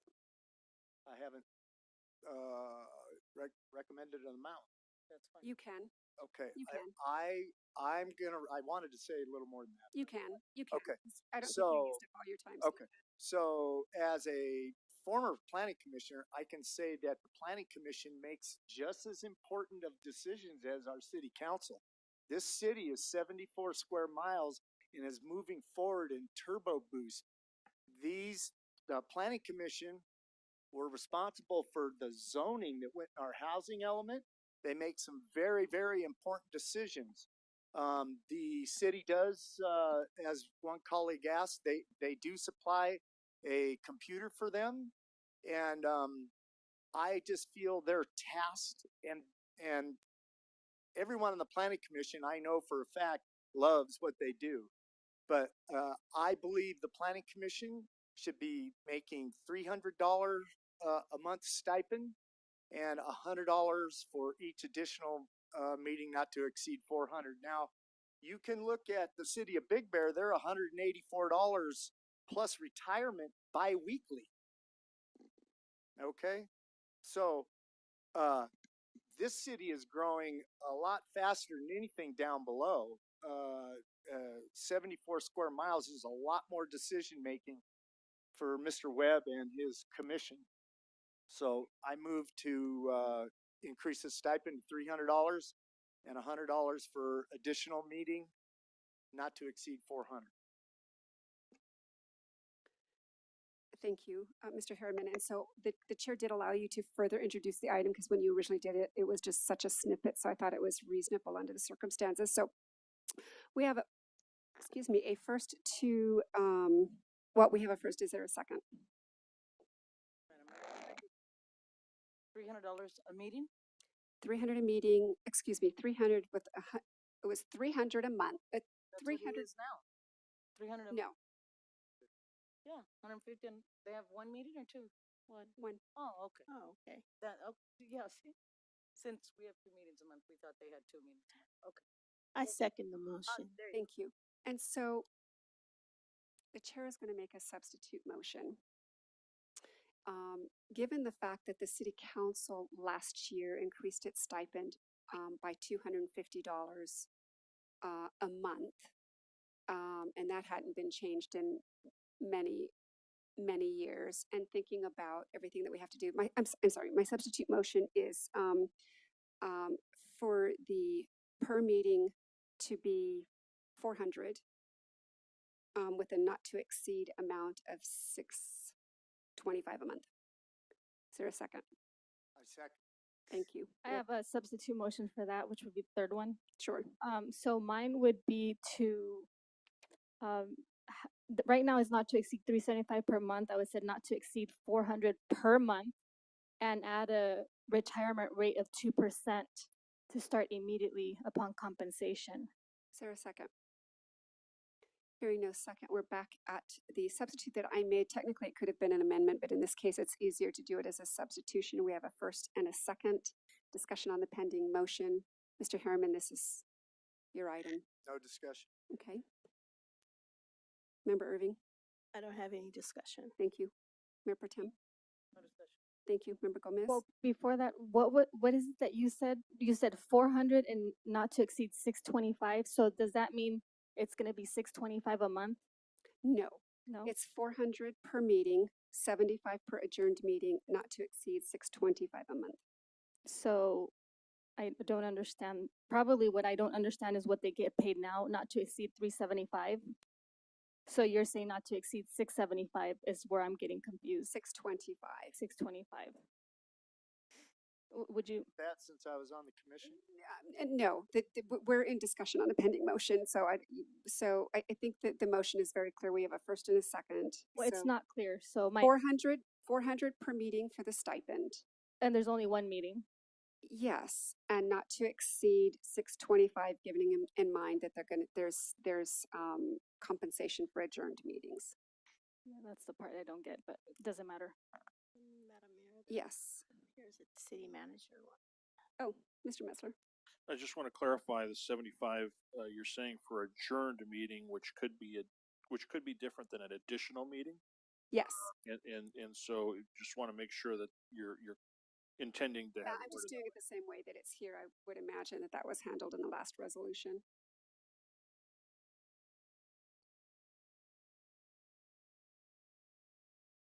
Okay, well, and I'm just calling it to your attention because a lot of the comparables are additional. You could have a meeting for the planning commission that isn't an adjourned meeting, I think is the point that I'm wanting to make. Oh. And so I just want to raise that to your attention. In fact, Oh, and it would put you over. I see what you're saying. It would put you over. it could put you over, but setting the max, I think, makes it clear. But if, for example, let's say the meeting we just had with the planning commission earlier today, Gotcha. that's not an adjourned meeting. Gotcha. All right. Then it seems to me that we have a problem with the way that the motion is. And so I am just going to. Okay, so I'm gonna make another substitute because we're not into the vote yet. Additional could just, changing it from adjourned to additional could get you. Yeah. So 75 per additional meeting, not to exceed 625 a month. Gotcha. All right. Can I get a second on that? Second. All right. Now we're going to take the vote, Madam Clerk. Councilmember Gomez. Nay. Councilmember Harriman. Yes. Councilmember Irving. Yes. Mayor Pro Tem Becerra. Yes. Mayor Jones. Yes. Motion passes with Councilmember Gomez voting no. Thank you. All right. We're now going to move on to item number 26, City Manager reports. Thank you, Madam Mayor and members of the council. I'll follow this up via email in the morning with the Development Department Business Activities Report. On the animal control side, we're currently accepting donations for new or used blankets and towels to support our sheltered animals. We're doing a drop off between Monday and Thursday, 7:30 to 4 p.m. Friday, 7:30 to 3 p.m. And that's going to be at the animal control office. On the rec and library side, the Friends of the Library sale is getting ready to take place Tuesday, February 14th, 9 a.m. to 3 p.m. $5 per bag at the Victorville City Library. And then we shared with you progress being made at the Wellness Center. Just yesterday, we started actually transferring the shelter units from the airport, which is where they've been stored for some time, and they're actually physically now being installed onto the foundations that have been built at the Wellness Center site. Fairfield Marriott is under construction. That's at 14876 Monarch Boulevard. And then CarMax, as we see driving into City Hall, is well under construction. And the final lift for the main building was signed off on February 3rd. That's all I have at this time, Madam Mayor. All right, thank you, Mr. Metzler. Moving on to item number 27. This is discussion and possible action regarding upcoming agenda items. Member Gomez. Yes, move to have the strategic plan as part of the agendas once they're crafted to have an understanding of how they follow in. So we could just look on our own. So just an additional sheet of strategic cover so that we can refer to, or just give us something. That's my motion for the next meeting and from there on, at least for a year, so we can get acclimated. And so you want that on an agenda for discussion and possible action? Yes. Okay, is there a second? Hearing no second, the motion dies. The second is I motion to have the operating results included for years 2020, 21, and 21-22 to be part of the decision for the Kern River pipeline as we see agendas pop up. Okay, so an item for discussion and possible action. Did you have a time as to when you'd like that on the agenda? Well, it's whenever we talk about Kern River pipeline, just to have that as part of the context. But the council would have to discuss that concept. Well, for possible action and discussion that's my motion. All right, is there a second? Hearing no second, the motion dies. Anything further? No. Thank you. All right, Member Harriman.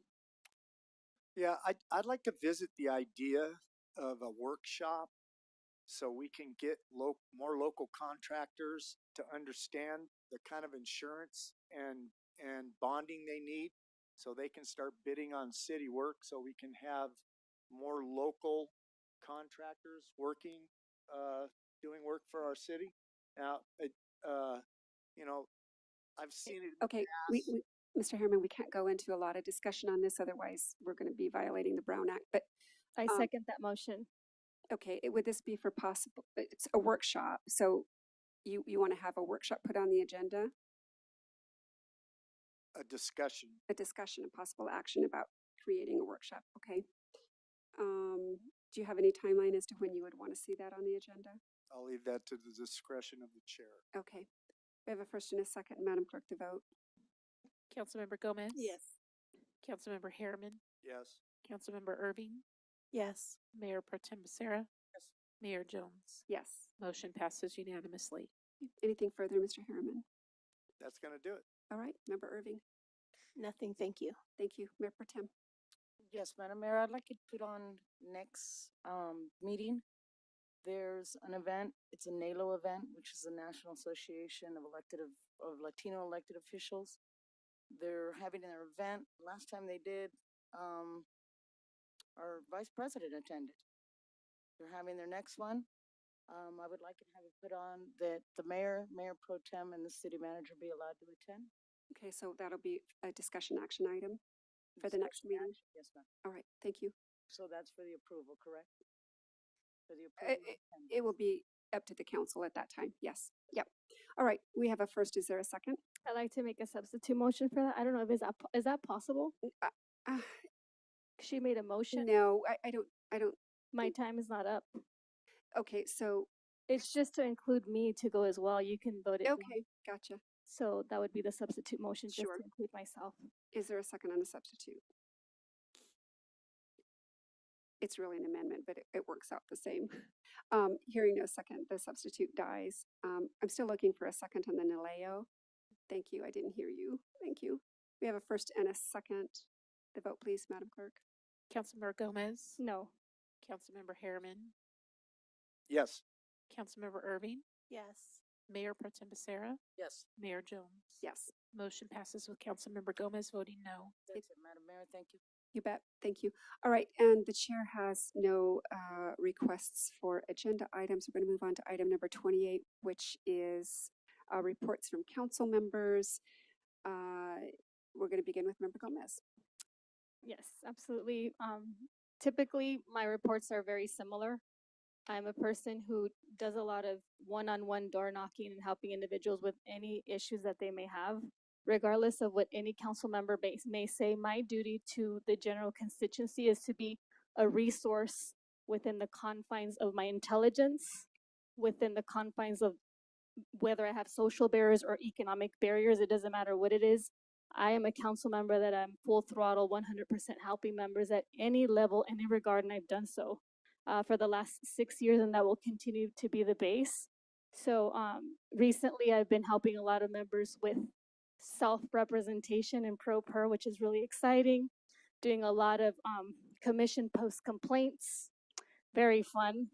Serious misconduct, a lot of issues that a lot of our members are unfortunately not very savvy when it comes to it, but it's been very, very rewarding to get to see different confidential information come to my letter and know that judicial systems and bar associations actually are paying attention. So that's the level of fortitude that I can provide my constituency, and I continue to do it. And I actually thank each one of these council members because the way we are is a manifestation of very, very important ways of pushing me to levels that I would have never been able to do without each one of the way that they have been with me, whether it's good or not good, whatever my perception may be. I want to thank each one of you because I'm here today and I'm a better person because of each of you and what you've contributed, whether it's what you've said, what you've done, what you haven't said, or what you have not done. And that's very powerful. So I'm very grateful, as odd as that may seem. Thank you. Thank you, Member Gomez. Member Harriman. I would just like to say, Victorville's got a lot going on, everybody. If you drive around and see all the projects that are happening in this city. Member Harriman, I'm going to stop you just for one moment. This is a time when we're talking to the council and giving our reports. We're not talking directly to the audience. I turn around this way. I don't need to do that. Anyways, there's a lot happening in our city right now. So driving around, if you could notice, check it out. There's some high-rise buildings going in, some large logistics buildings going in. I think the management, city manager, and all their staff should be really proud. We're in turbo boost. Thank you, Mr. Harriman. Member Irving. I don't have anything to report, but please allow me to say happy Valentine's to all the couples. And my parents started dating on Valentine's Day, so it's kind of special in the household. Anyway, also I'd like to congratulate the young Miss Jackson on the Civil Rights Essay Contest winner and her lovely family. It was so nice to meet her. I don't have anything else to say. Good night to everyone. Thank you. Thank you. Mayor Pro Tem. Thank you, Madam Mayor. I thought he was going to talk about it. You'll probably expound on it, but I'll touch on it. We got to attend a conference, Cal Cities League. Very, very informative. It was mainly about council staying in their lane, and nothing against everybody up here, but he's our employee. He is your guys' employer. We thank you, though, for everything you do for him reflects on us. Everything you guys do. Thank you very much. You help get us elected. No matter how many doors we knock on, no matter where we go, it's for what you guys are doing for our city. And you, Mr. Metzler, thank you very much. Very, very informative, and I learned a lot. Thank you, Mayor. 2 years in, learned a lot. I'm 13 years and I'm still learning. So let me just start with that then. I echo all of Mayor Pro Tem's sentiments. It was a very productive, very helpful conference. I picked up things in the Brown Act that I hadn't even considered, and I'm 13 years in. So we all have to be, as I told my kids, fat, flexible, available, and teachable. So on that note, and this is just some time ago, I attended the Victorville Fire Tower for graduation in January. Also attended the conference last week. And then I do want to take a moment to thank our Mayor Pro Tem for filling in for me at the ZAG Victor Valley ribbon cutting and grand opening back in January. Time has flown by. So with all that said, everyone, we got through I think the fullest agenda I've ever seen on this council. And it's only 9:15, so kudos to everyone. With that said, there's no further business before the council. It's 9:17 p.m. And so as a matter of housekeeping, all council members, staff, and audience members will kindly vacate council chambers in City Hall within 10 minutes. That's 9:27, so that these facilities may be cleaned and secured for the evening. Members of the public are not permitted behind the dais. Now this meeting is adjourned.